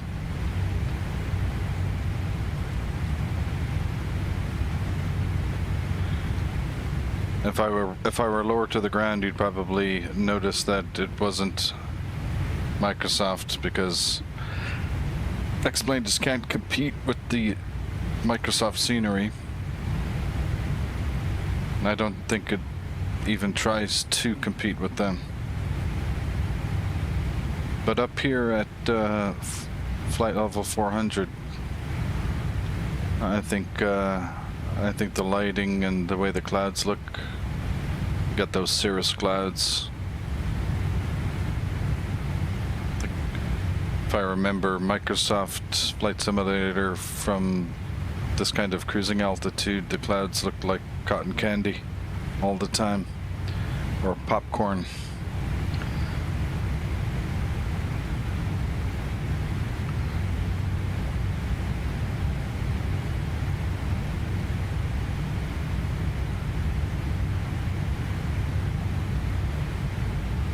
Ain't it just beautiful? We're pleased to be able to present a beautiful scene here.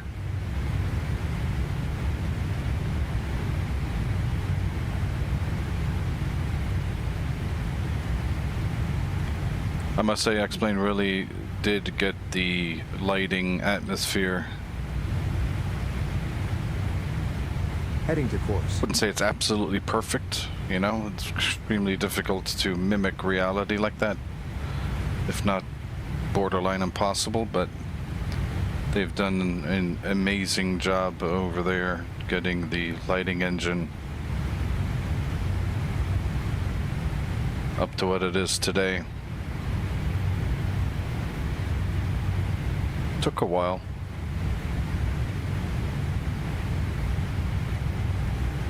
You know, it's kind of hard to believe that X-Plane 12 has been out for 4 years now. 2022, November 2022, I think. So nearly 4 years. And in X-Plane 11, clouds weren't even, native clouds weren't even 3D. They were not volumetric, I should say. They were billboards of clouds.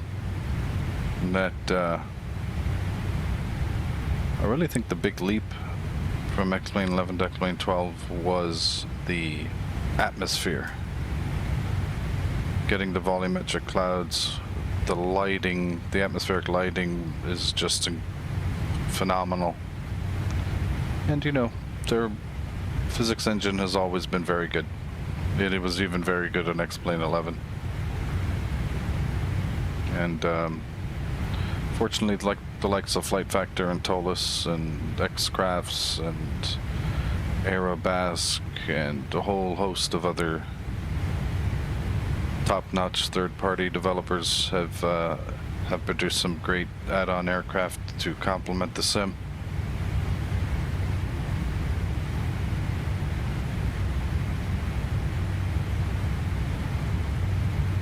And you know, the competition's good. It's good for the consumer. It's good for people like you and I to have the option and to have one sim better at one thing and the other sim better at another thing is great competition, you know.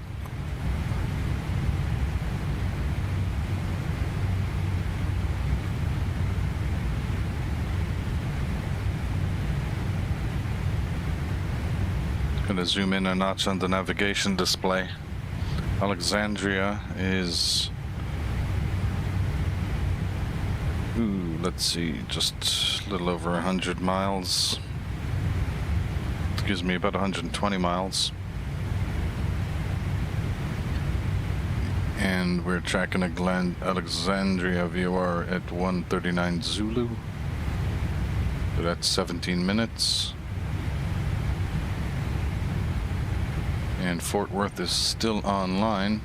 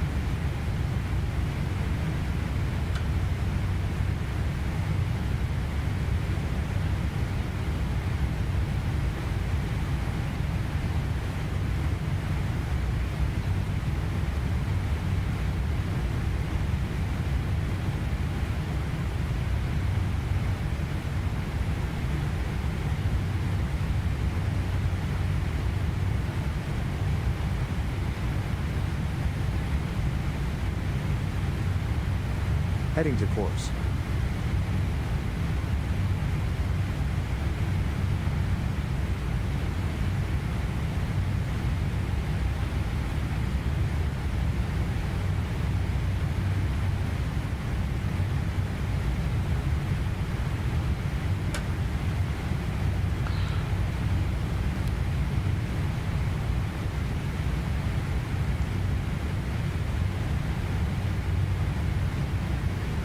Top of descent is not coming up on the FMS yet, but you zoom out a notch here.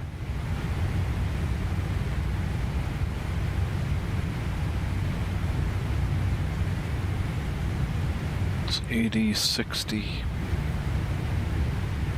240, about 250 miles from top of descent.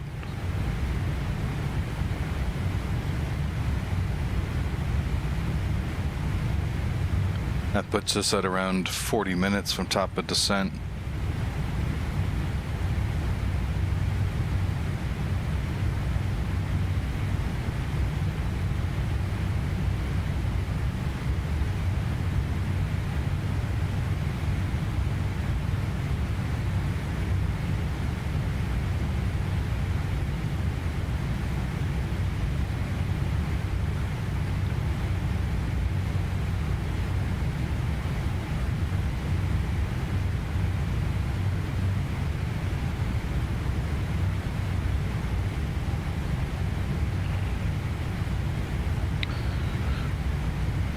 Take a look at our arrival chart for Fort Worth.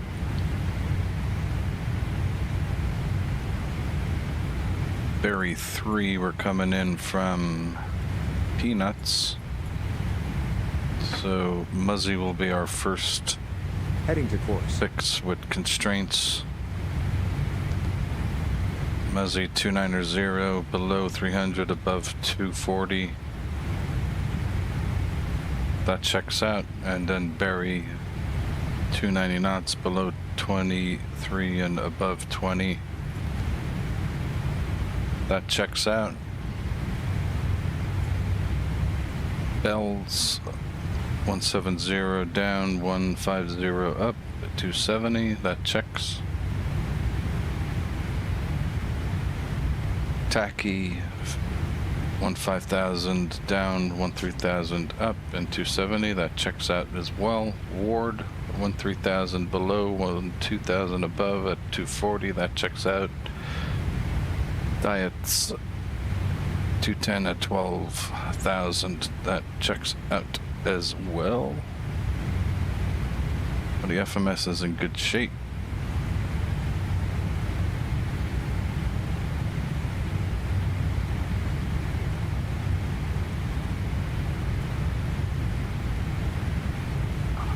ILS DME 17 left.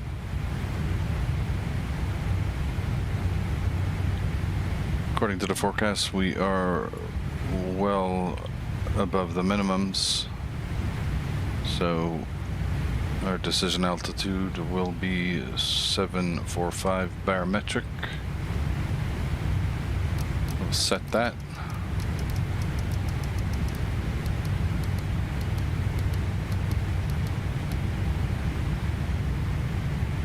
Minimums is set. Touchdown zone elevation is 545. And looking at runway 17 left.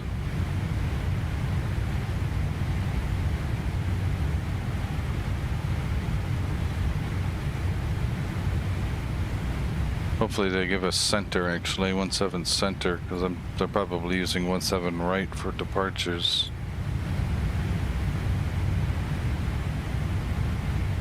But it's 8,500, not the longest runway in the world, but it's plenty of room obviously to stop this bird. Right now we are looking at, we're very light. We only have 214 passengers. So even if we did flaps 30, we'd be touching down at 127, which is quite slow.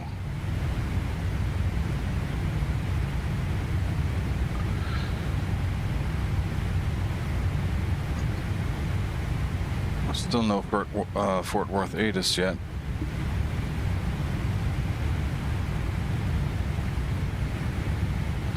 Actually do is pull up the 17 center chart just in case.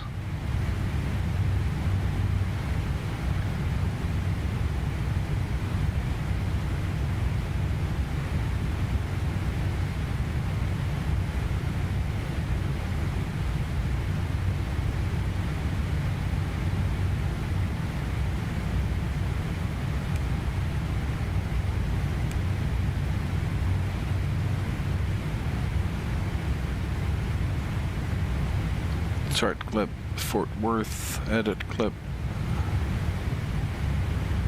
Get that guy out of there. And 17 center. Those are RNAVs. Heading to course. ILS 17 center, Cat 1, there we go.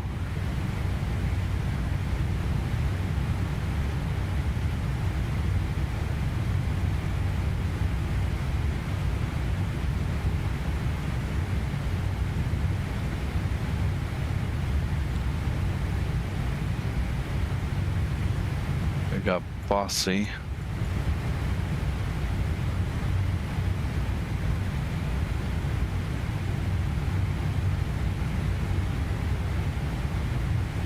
Bossy is the initial fix.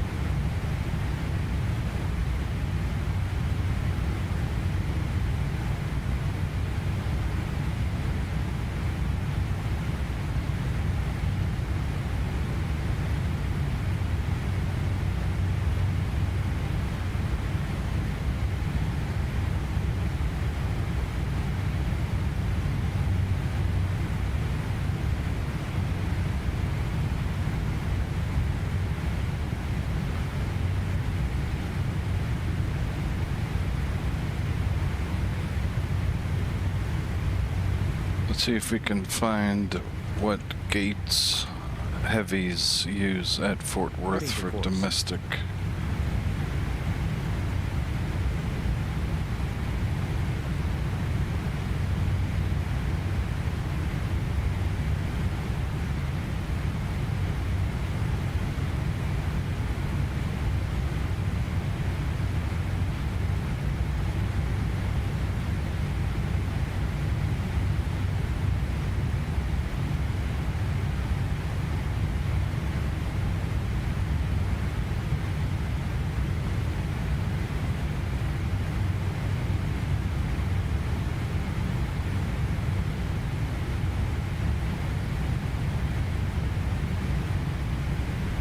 This could be challenging to find.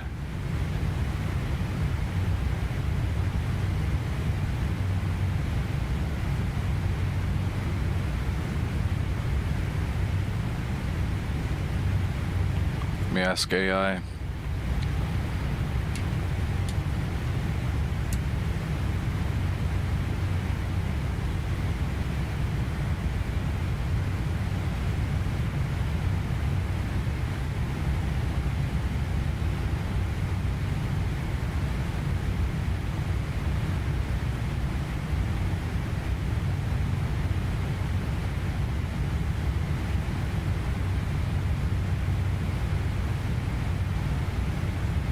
Terminal Delta, according to AI, houses the majority of wide-body handling infrastructure, customs facilities, and proper jet bridge configurations.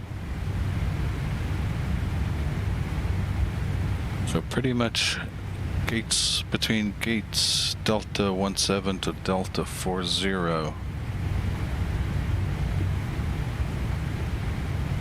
Heading to course. Actually, so we're way over on the other side. So actually, 18 right would be better if that's the case.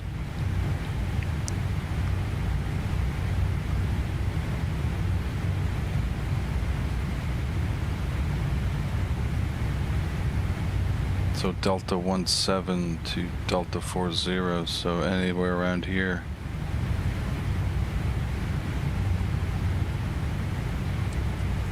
Okay.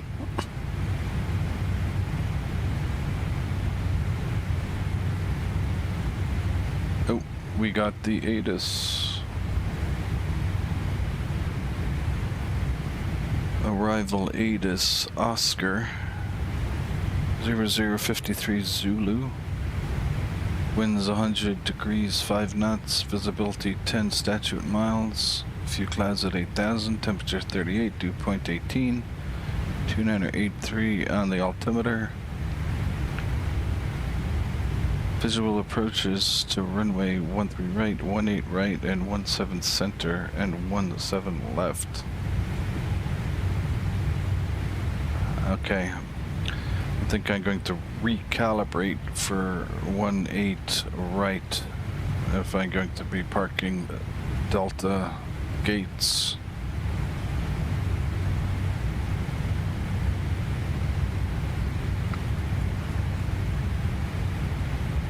And my arrival is legitimate for 18 left and 18 right as well, so that's good.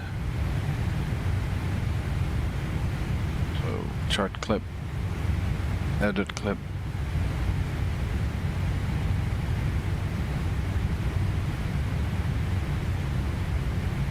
Heading to course.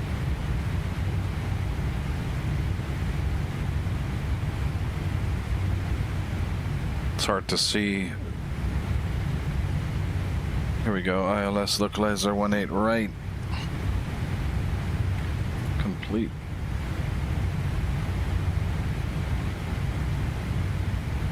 So, Eichel. 22 miles from Alexandria. Okay.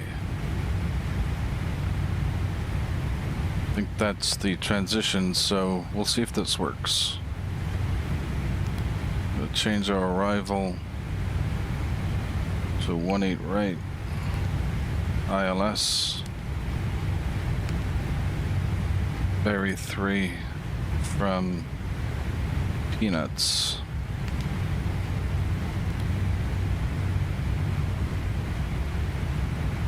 Okay. That's it, and didn't seem to cause a panic. So we'll jump to plan mode and zoom in a little bit more. Go to the legs and step through this.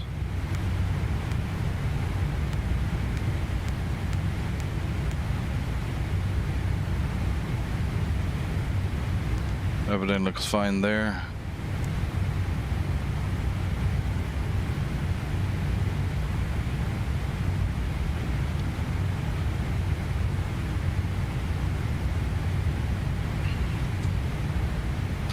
My guess is Fort Worth is...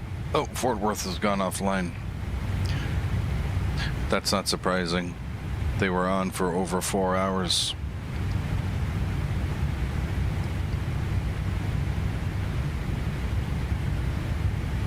Heading to course. Okay, now that we've completely decided on 18 right,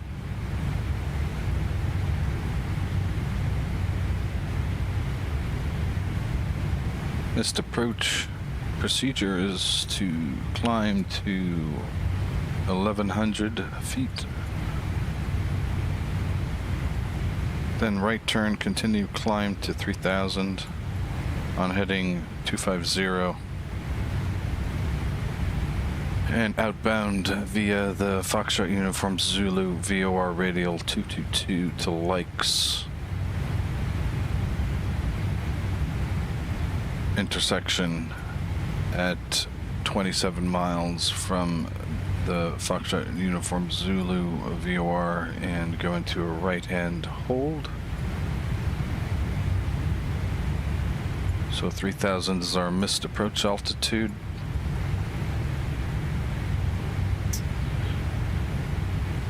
Our new minimums is 807 barometric. Crossing Alexandria now.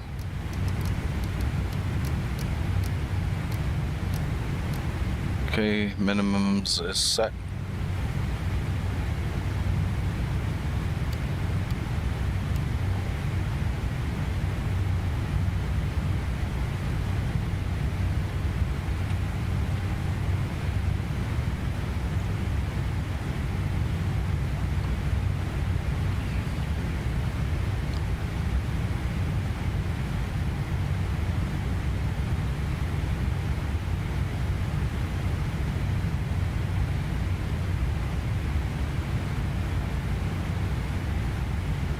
Sometimes controllers can just switch, but it doesn't look like that has happened with Fort Worth Satter.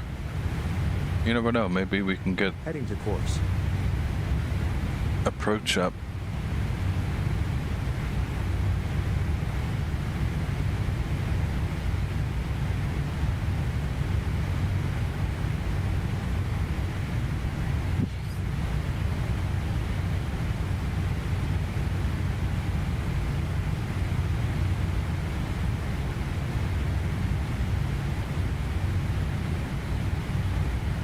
We're just going to go auto brake 1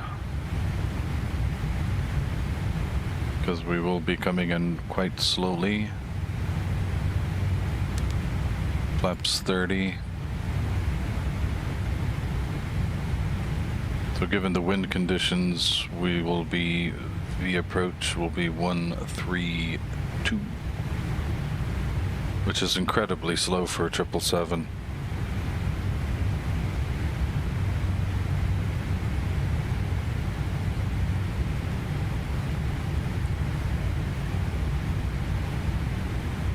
I mean, that's Airbus A320 territory, even 319.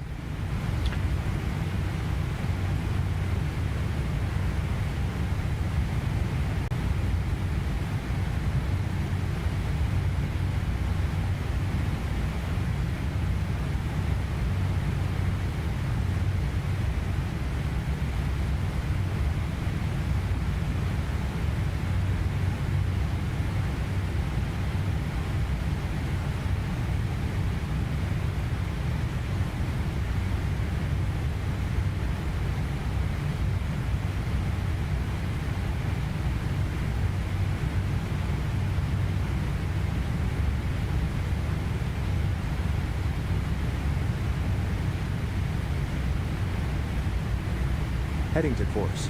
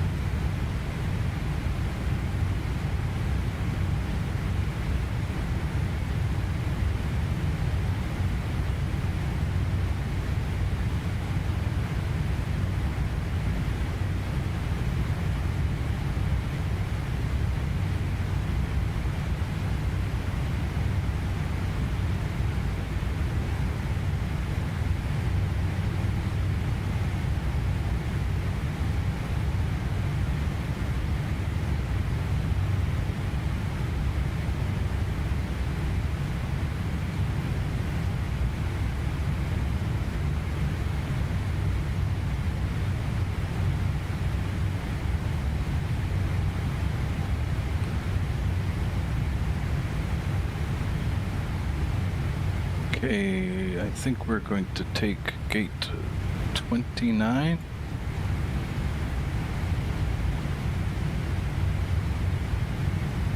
Heading to course.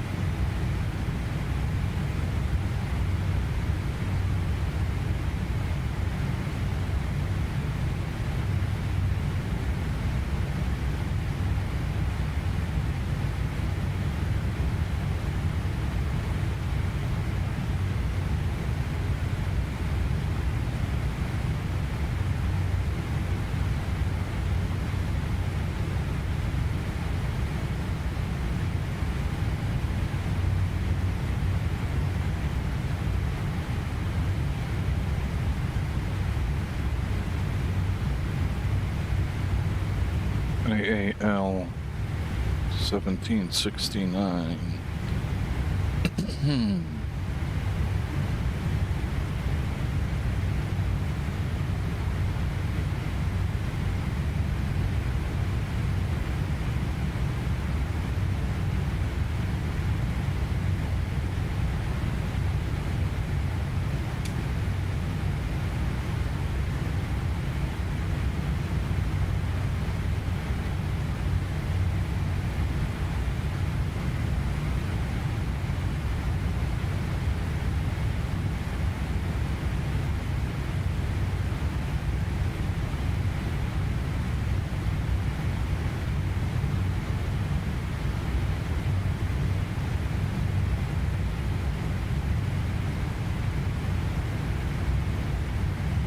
Heading to course.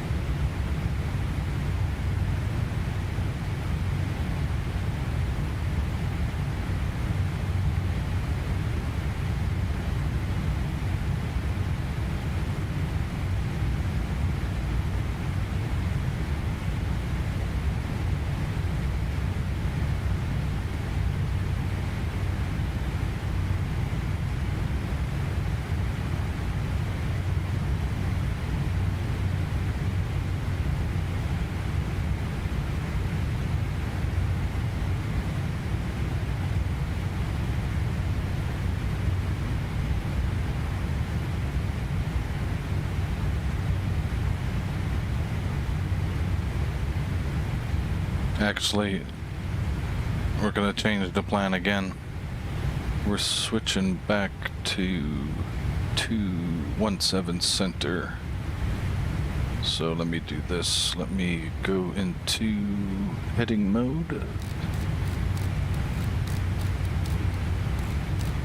287. We'll set that. Heading 287. Set.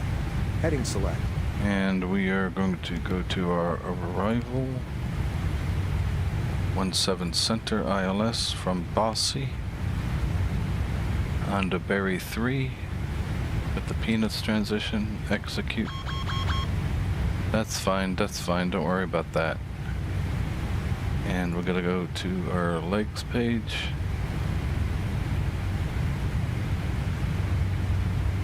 And head to clues. And go back to LNAV.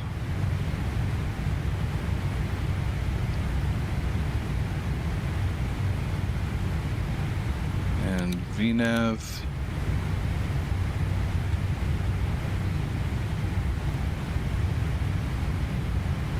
And we're gonna take gate Alpha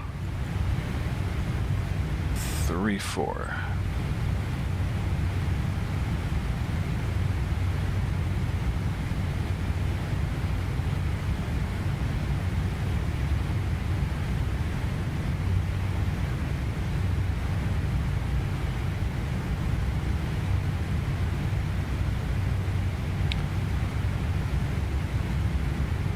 Do our descent checklist.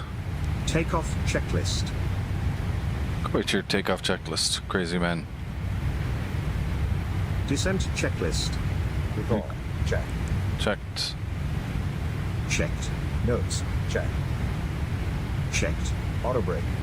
Auto brake 1. Set. Landing data. Landing data. VREF 127, V approach 133. Flaps 30. Minimums. I've actually changed that now, so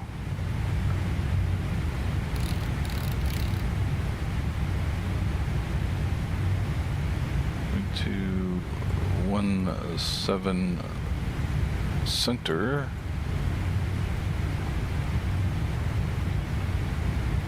From Bossy.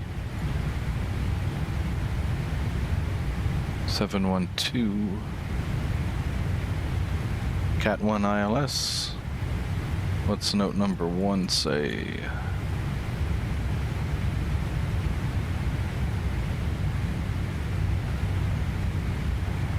Special aircrew aircraft configuration required. No, sorry, that's not the...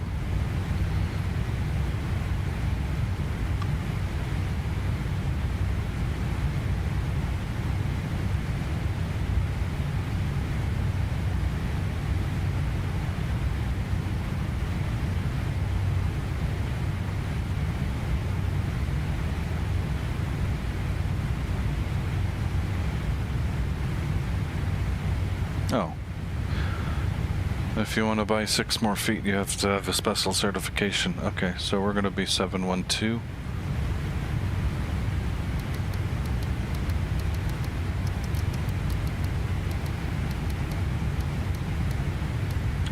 Landing data and VREF and memos set. Approach briefing. Completed. Completed. Checklist complete.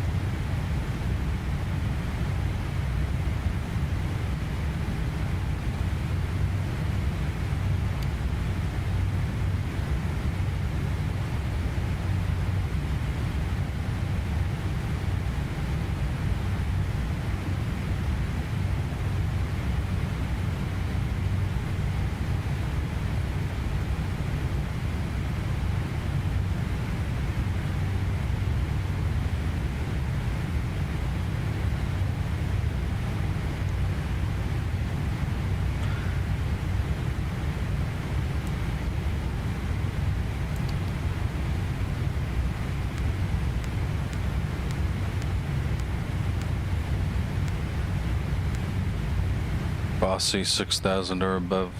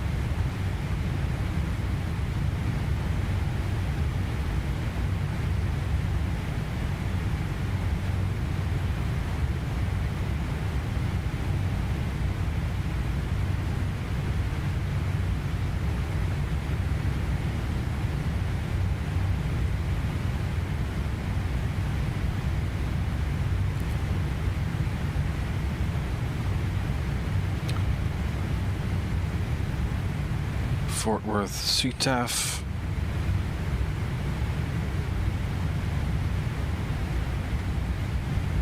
$26.55.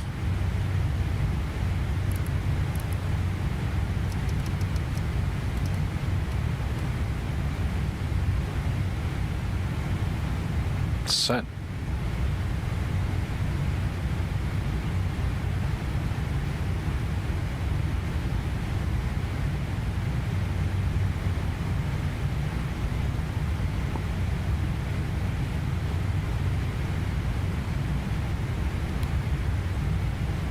Top of descent is 16 miles.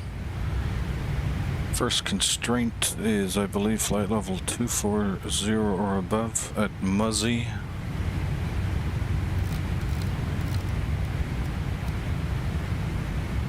Flight level 240 selected.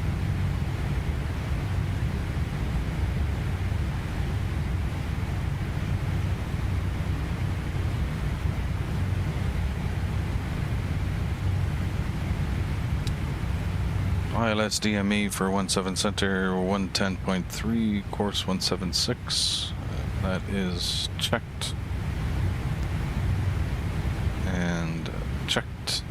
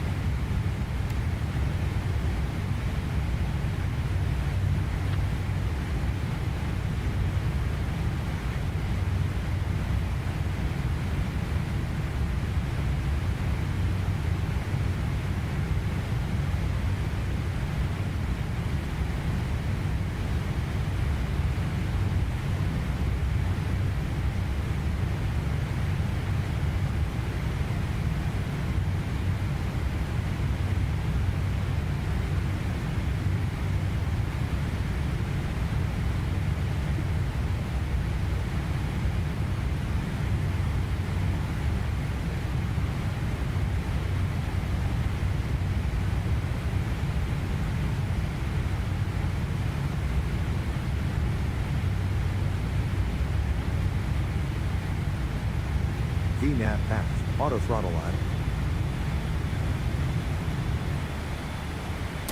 Auto throttle hold.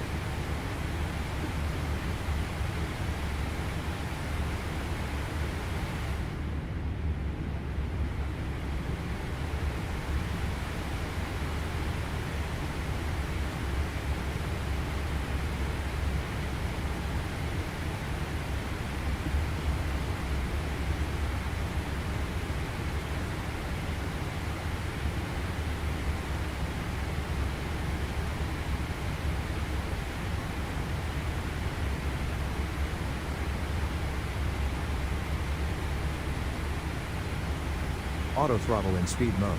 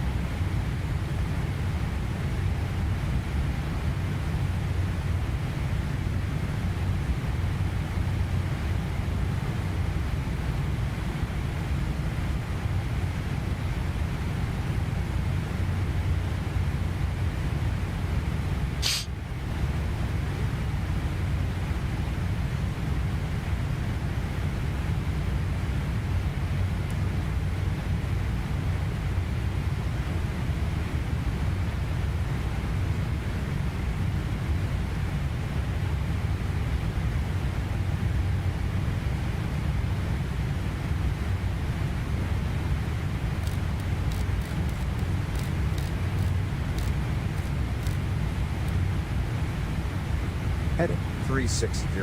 Set.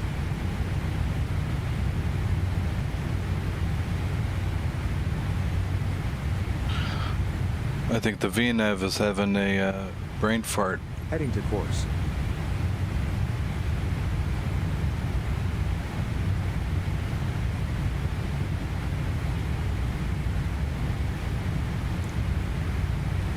Yeah, I think the VNAV is having the brain fart. We're gonna go flight level change. Flight level change. Auto throttle in thrust mode.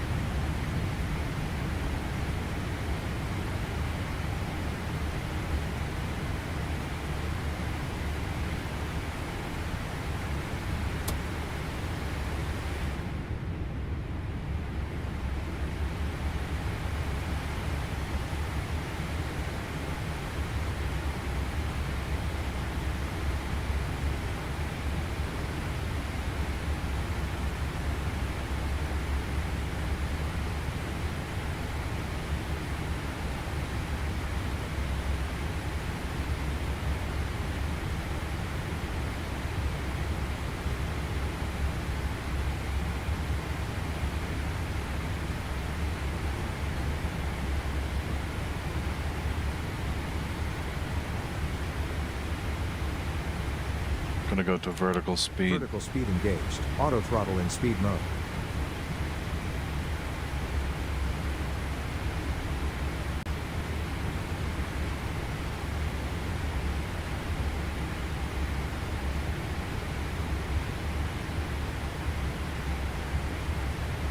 Yeah, the VNAV calculator had a complete brain fart. I think maybe because did I change? When I changed the runways from 17 left to 17 center to 18 right back to 17 center, did that screw it up? Heading to course. Quite possible.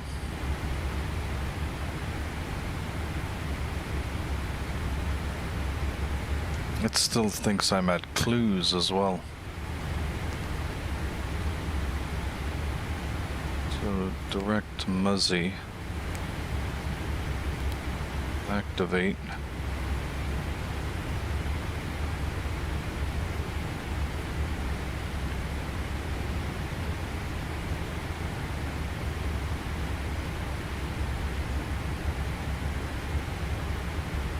Okay, we made it through that constraint. Minus 4,000 feet per minute. Set.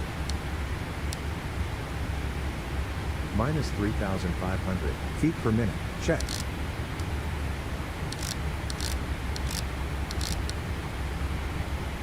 Minus 1,500 feet per minute. Selected.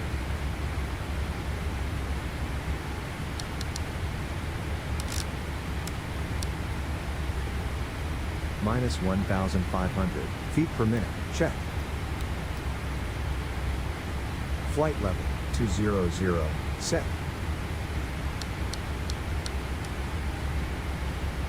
Minus 2,000 feet per minute. Selected.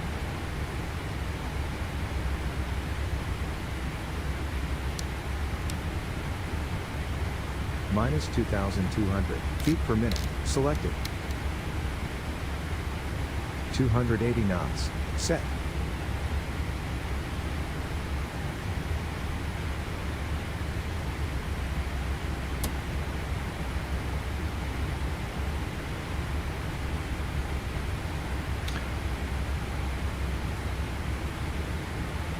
Nothing on the ATC front.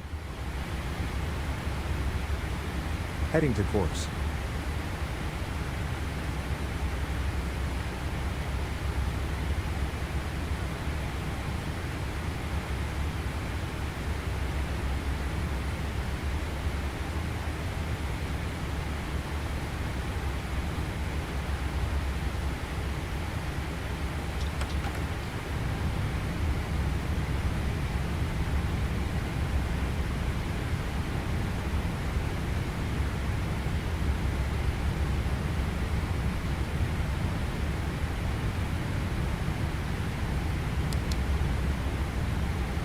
minus 2,500 feet per minute. Check. We're gonna go down to 15,000. Flight level 150. Check.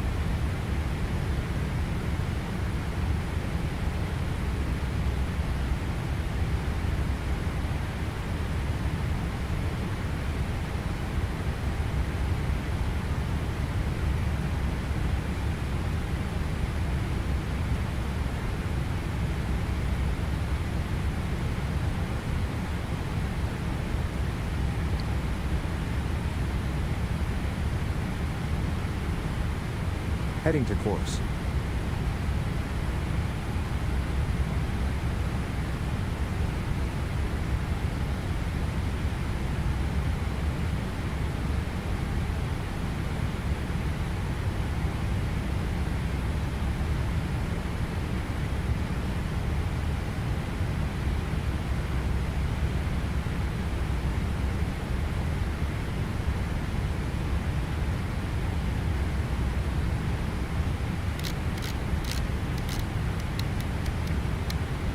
Hit up 240 knots. 240 knots. Selected.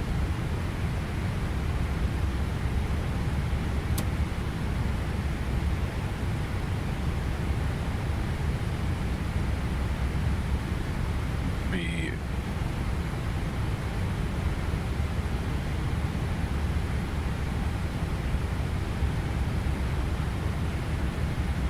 winds are 1306. Altimeter 2983.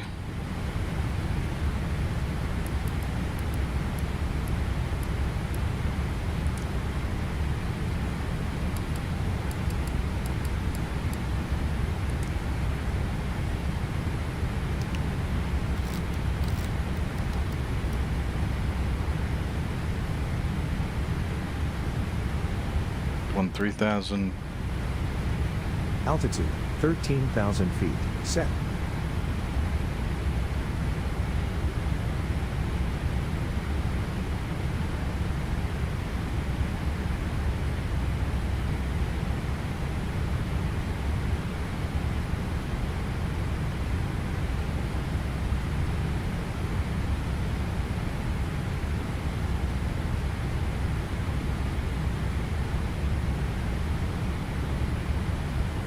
Heading to course.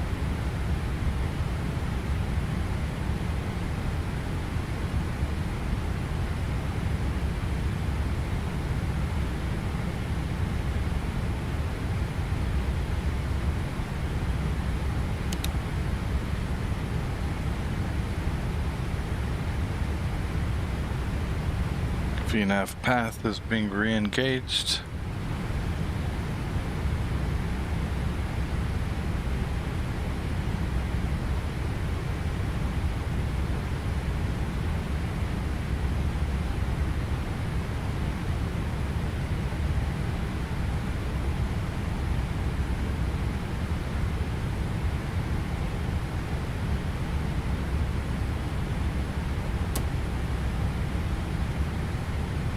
One 2,000.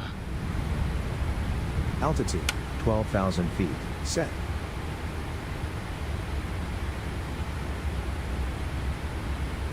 Dallas Love Field ahead of us.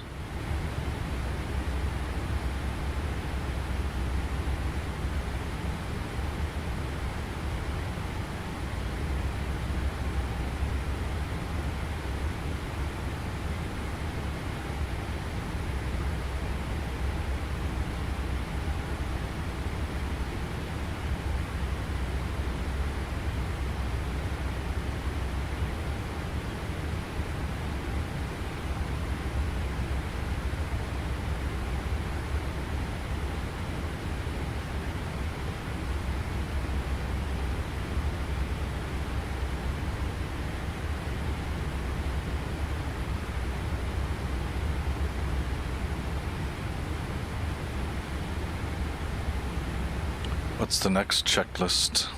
Landing checklist. 1,000 to go. Heading to course. We'll do the approach checklist at 10,000.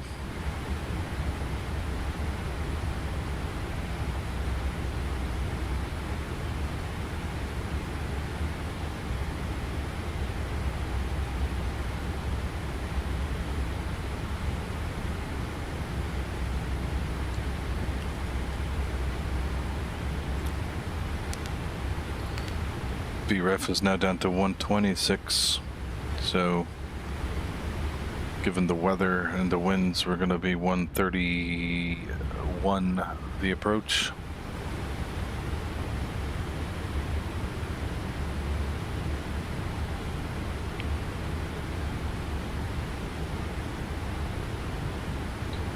Dallas Fort Worth in sight.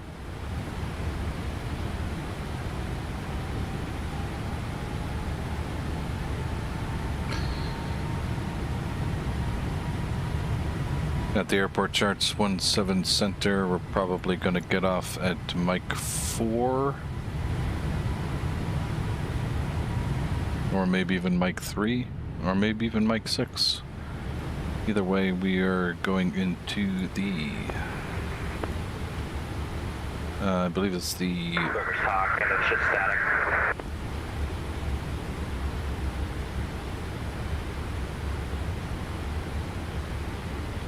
Alpha gates, Alpha 3, 4,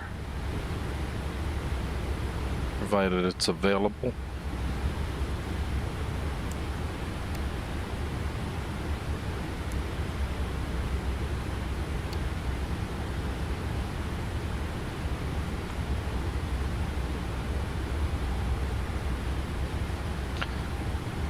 We're actually going to jump over to the CTAF frequency here.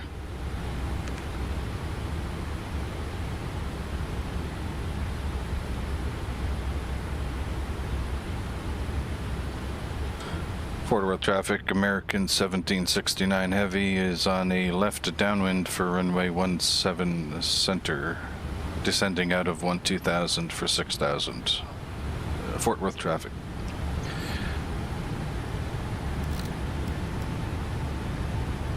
Vertical speed. 6,000 feet. Check. Vertical speed engaged. 1500 should be good enough. Minus 1,500 feet per minute. Check.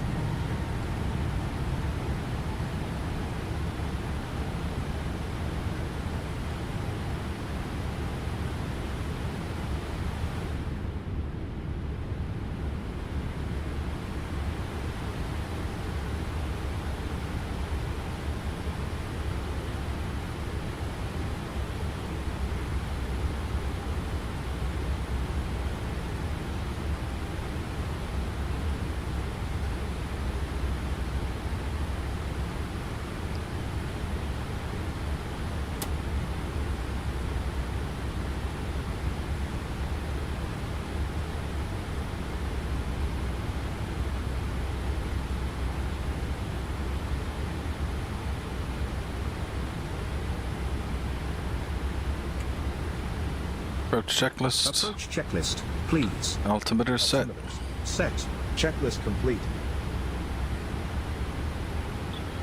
Landing checklist will be next.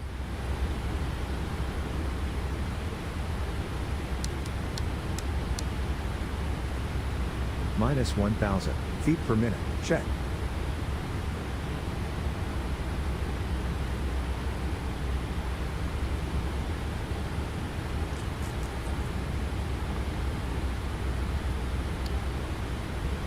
We got Warren Bird on the TCAS.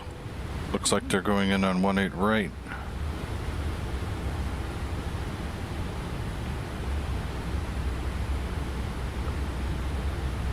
Anyone further afield? We do. We have somebody, perhaps, looks like they might be lined up for 18 right also.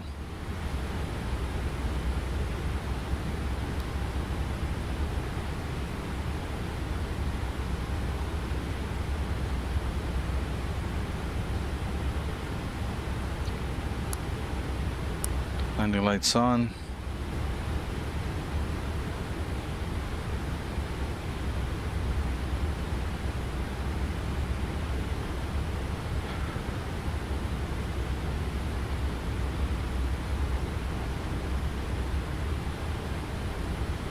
flaps 1.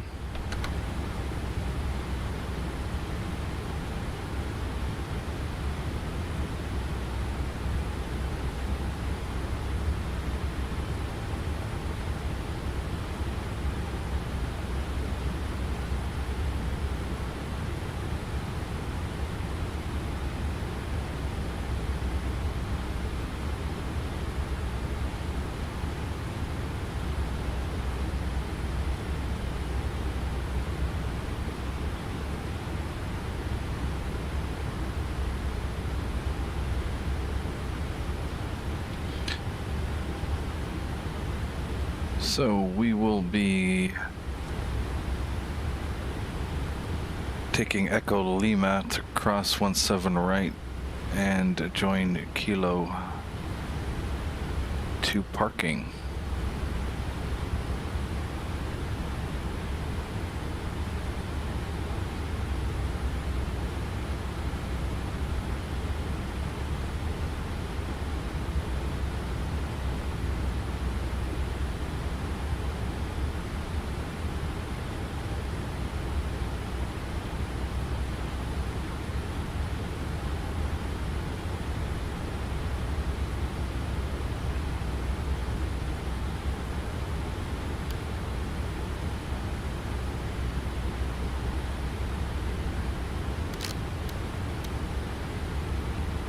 .200 knots. Set.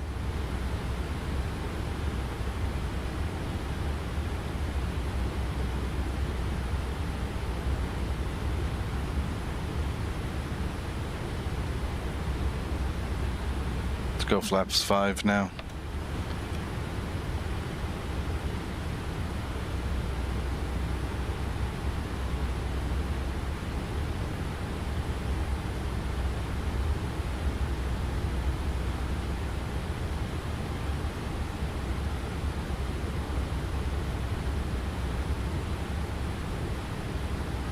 $1,000 to go.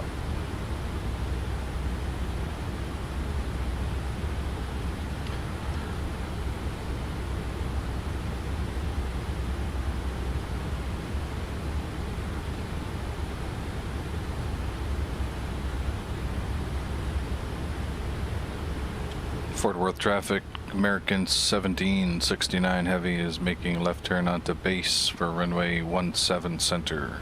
Fort Worth traffic.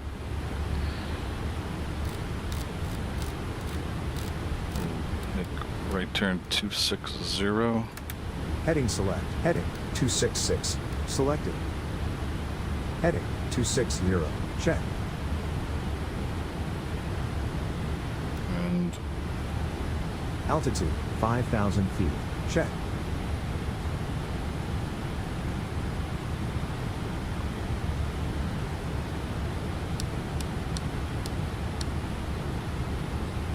Minus 500 feet per minute. Set. 1,000 to go.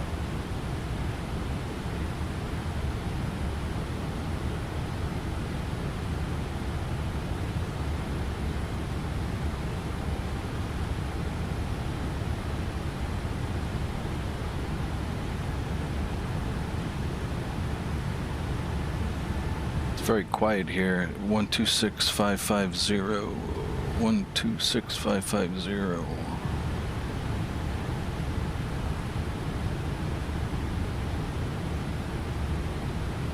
Let's just go direct to Penny. Execute that. LNAV. LNAV.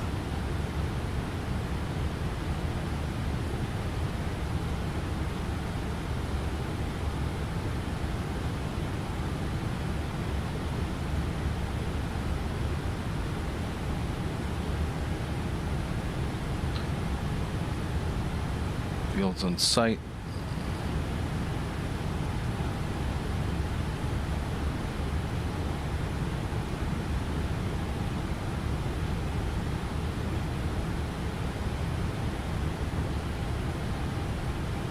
Disarm the approach. Light slope on. Localizer engaged. Localizer's been captured.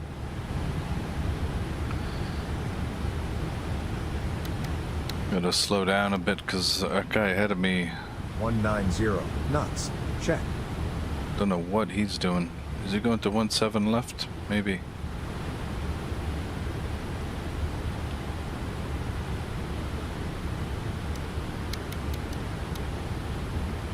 Glide slope capture, 180 knots. Check. Flaps 10. 15, excuse me. 10. I'm not into 767. Fort Worth traffic, American 1769 heavy, fully established ILS 17 center, and 16 miles DME, Fort Worth.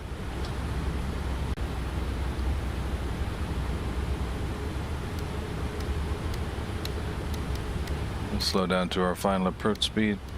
By the time it bleed off that speed, 131 we'll be there. knots. Set. Okay.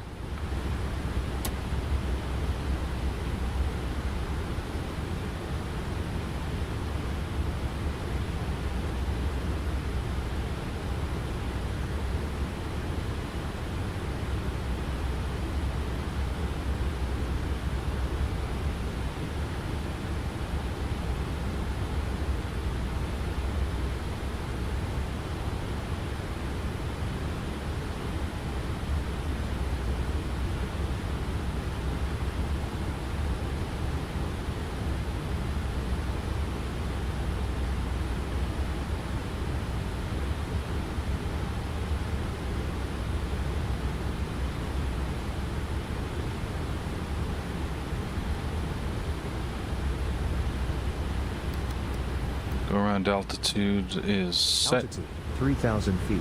Check.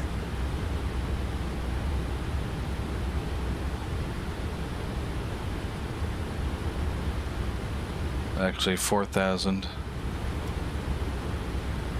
Altitude, 4,000 feet. Check.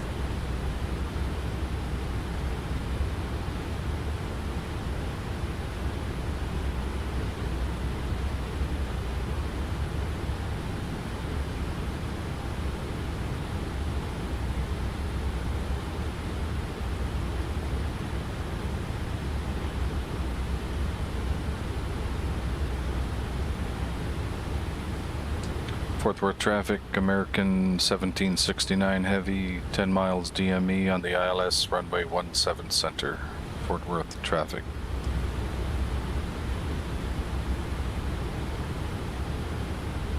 Gear down.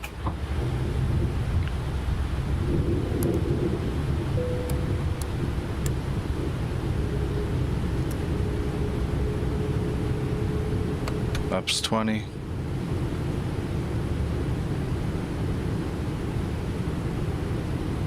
Laps 25.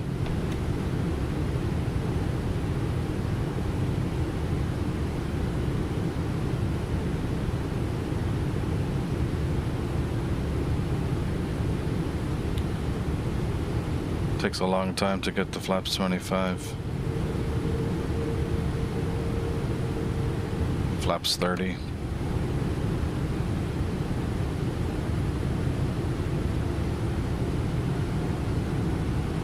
Flaps 30 set. Landing checklist. Landing checklist. Checklist complete.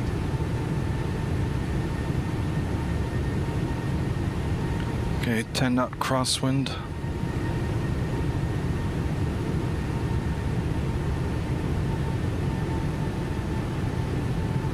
Crab angle is only about 3 degrees.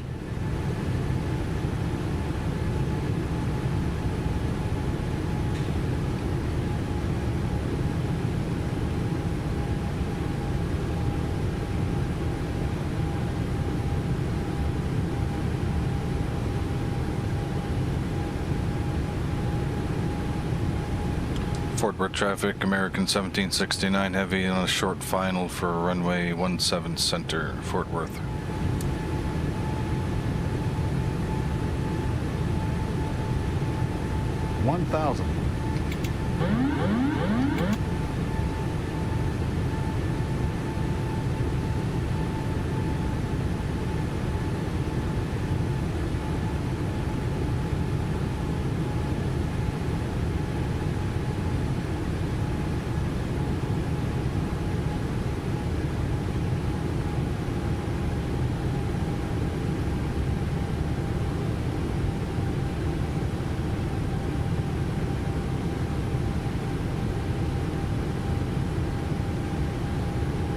500.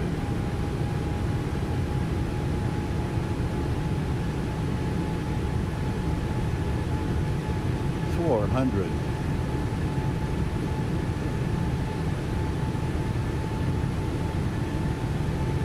300.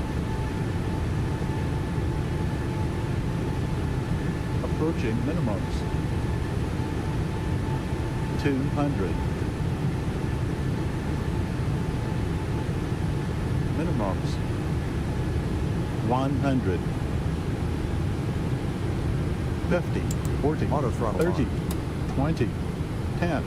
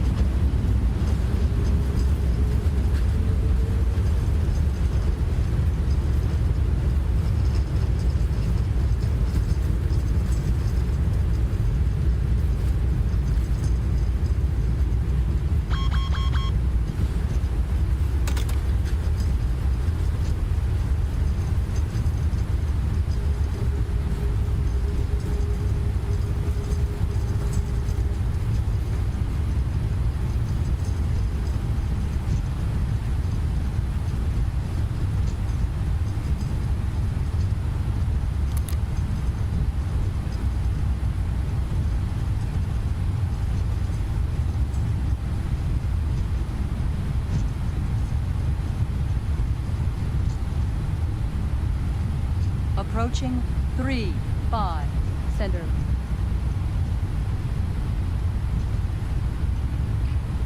Mike 6.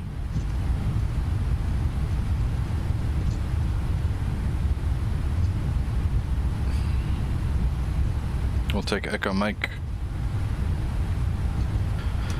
Forward traffic American 1769 vacated 17 Center at Mike 6, taxiing Echo Mike and Kilo to the Alpha Gates, Fort Worth traffic.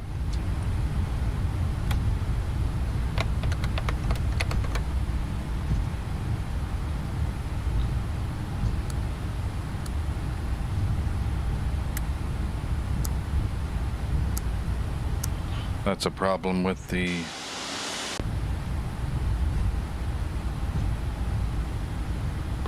FlightFactor is the taxi light doesn't come on. Fort Worth traffic,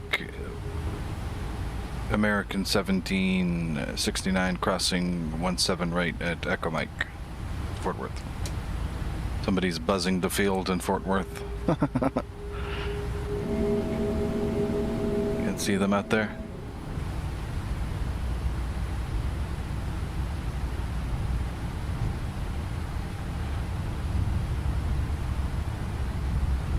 Approaching 3-5. Left.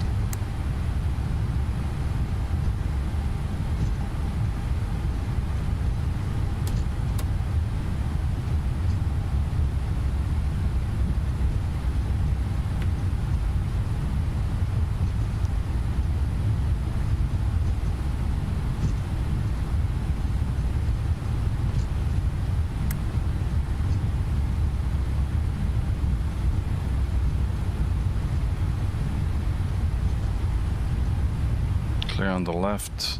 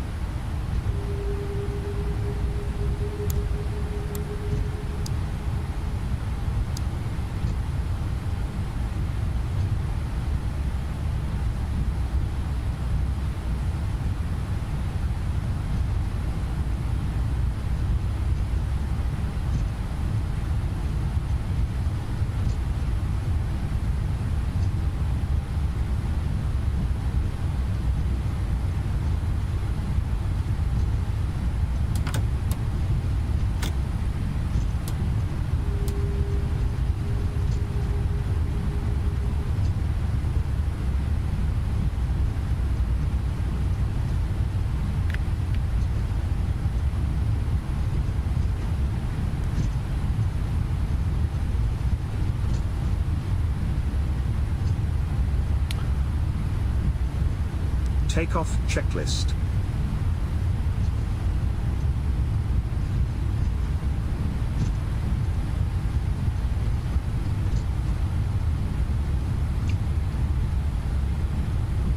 So that's kilo 8.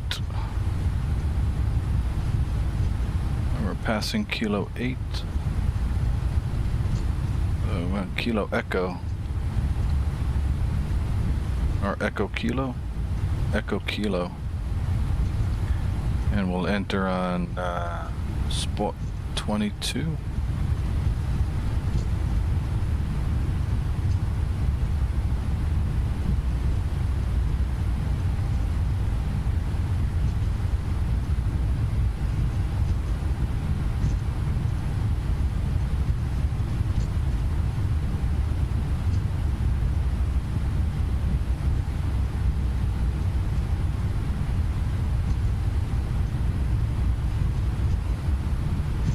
There's Echo Kilo.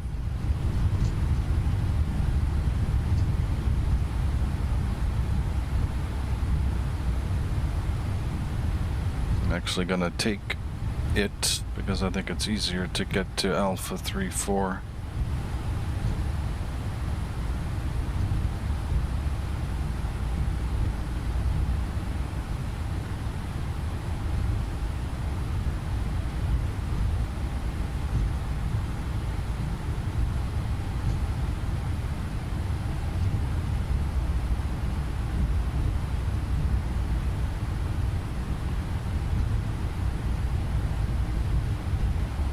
So just take an Echo Kilo and Alpha 34 should be. Where's the bump out?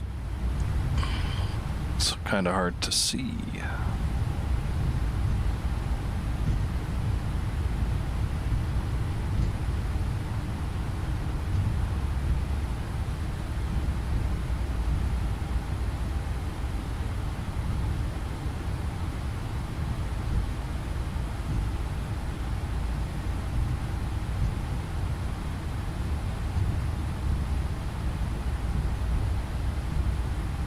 They're not labeled anyway.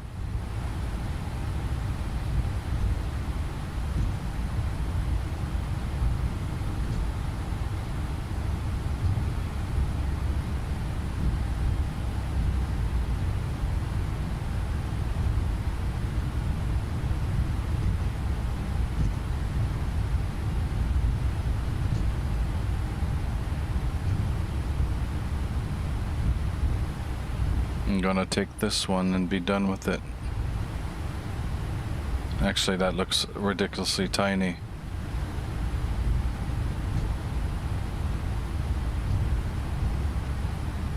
See, all of these look tiny.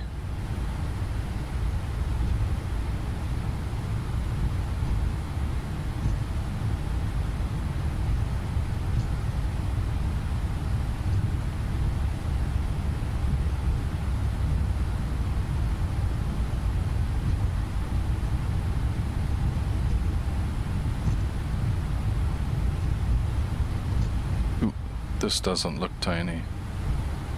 This looks like it might be the one. Or maybe I'm completely wrong.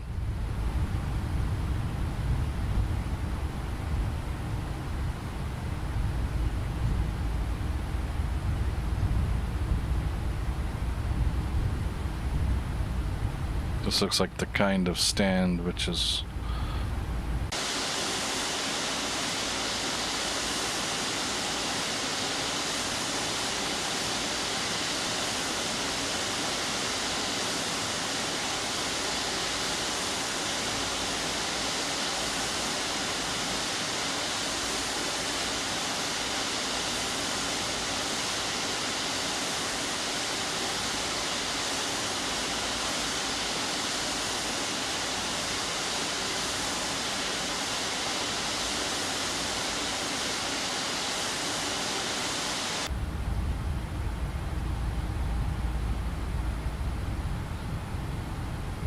okay. APU, just make sure it's on the bus. Will be now.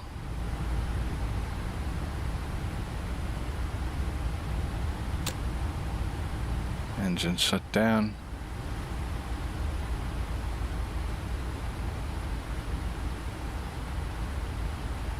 APU's on the bus.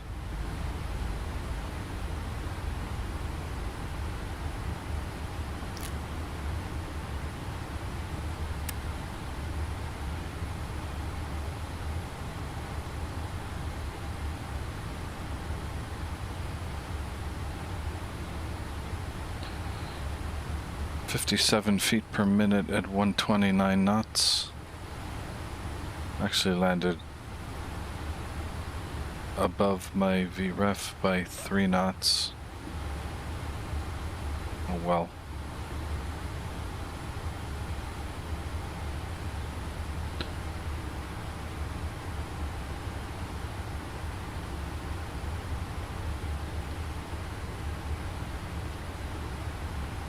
Submit.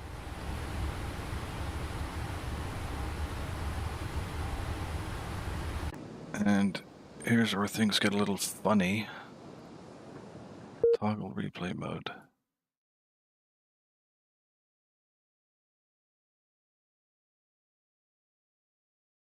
You gotta be outside the airplane when you hit replay mode.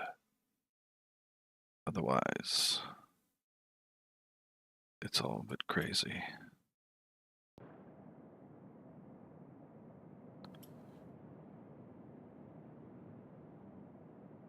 It felt kind of buttery.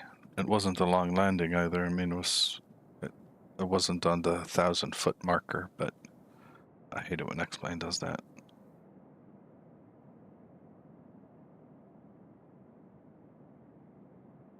Got that red hue on everything.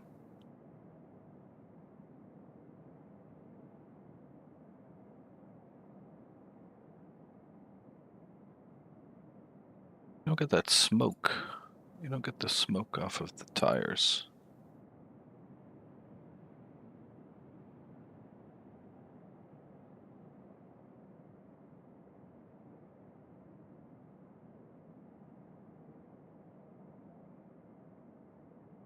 Definitely had a buttery biscuit base about it.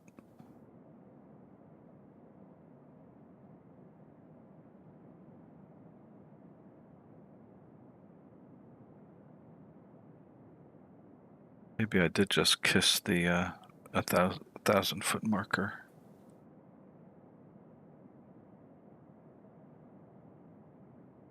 Let's try something like this to try to get the sound. God, this is crazy.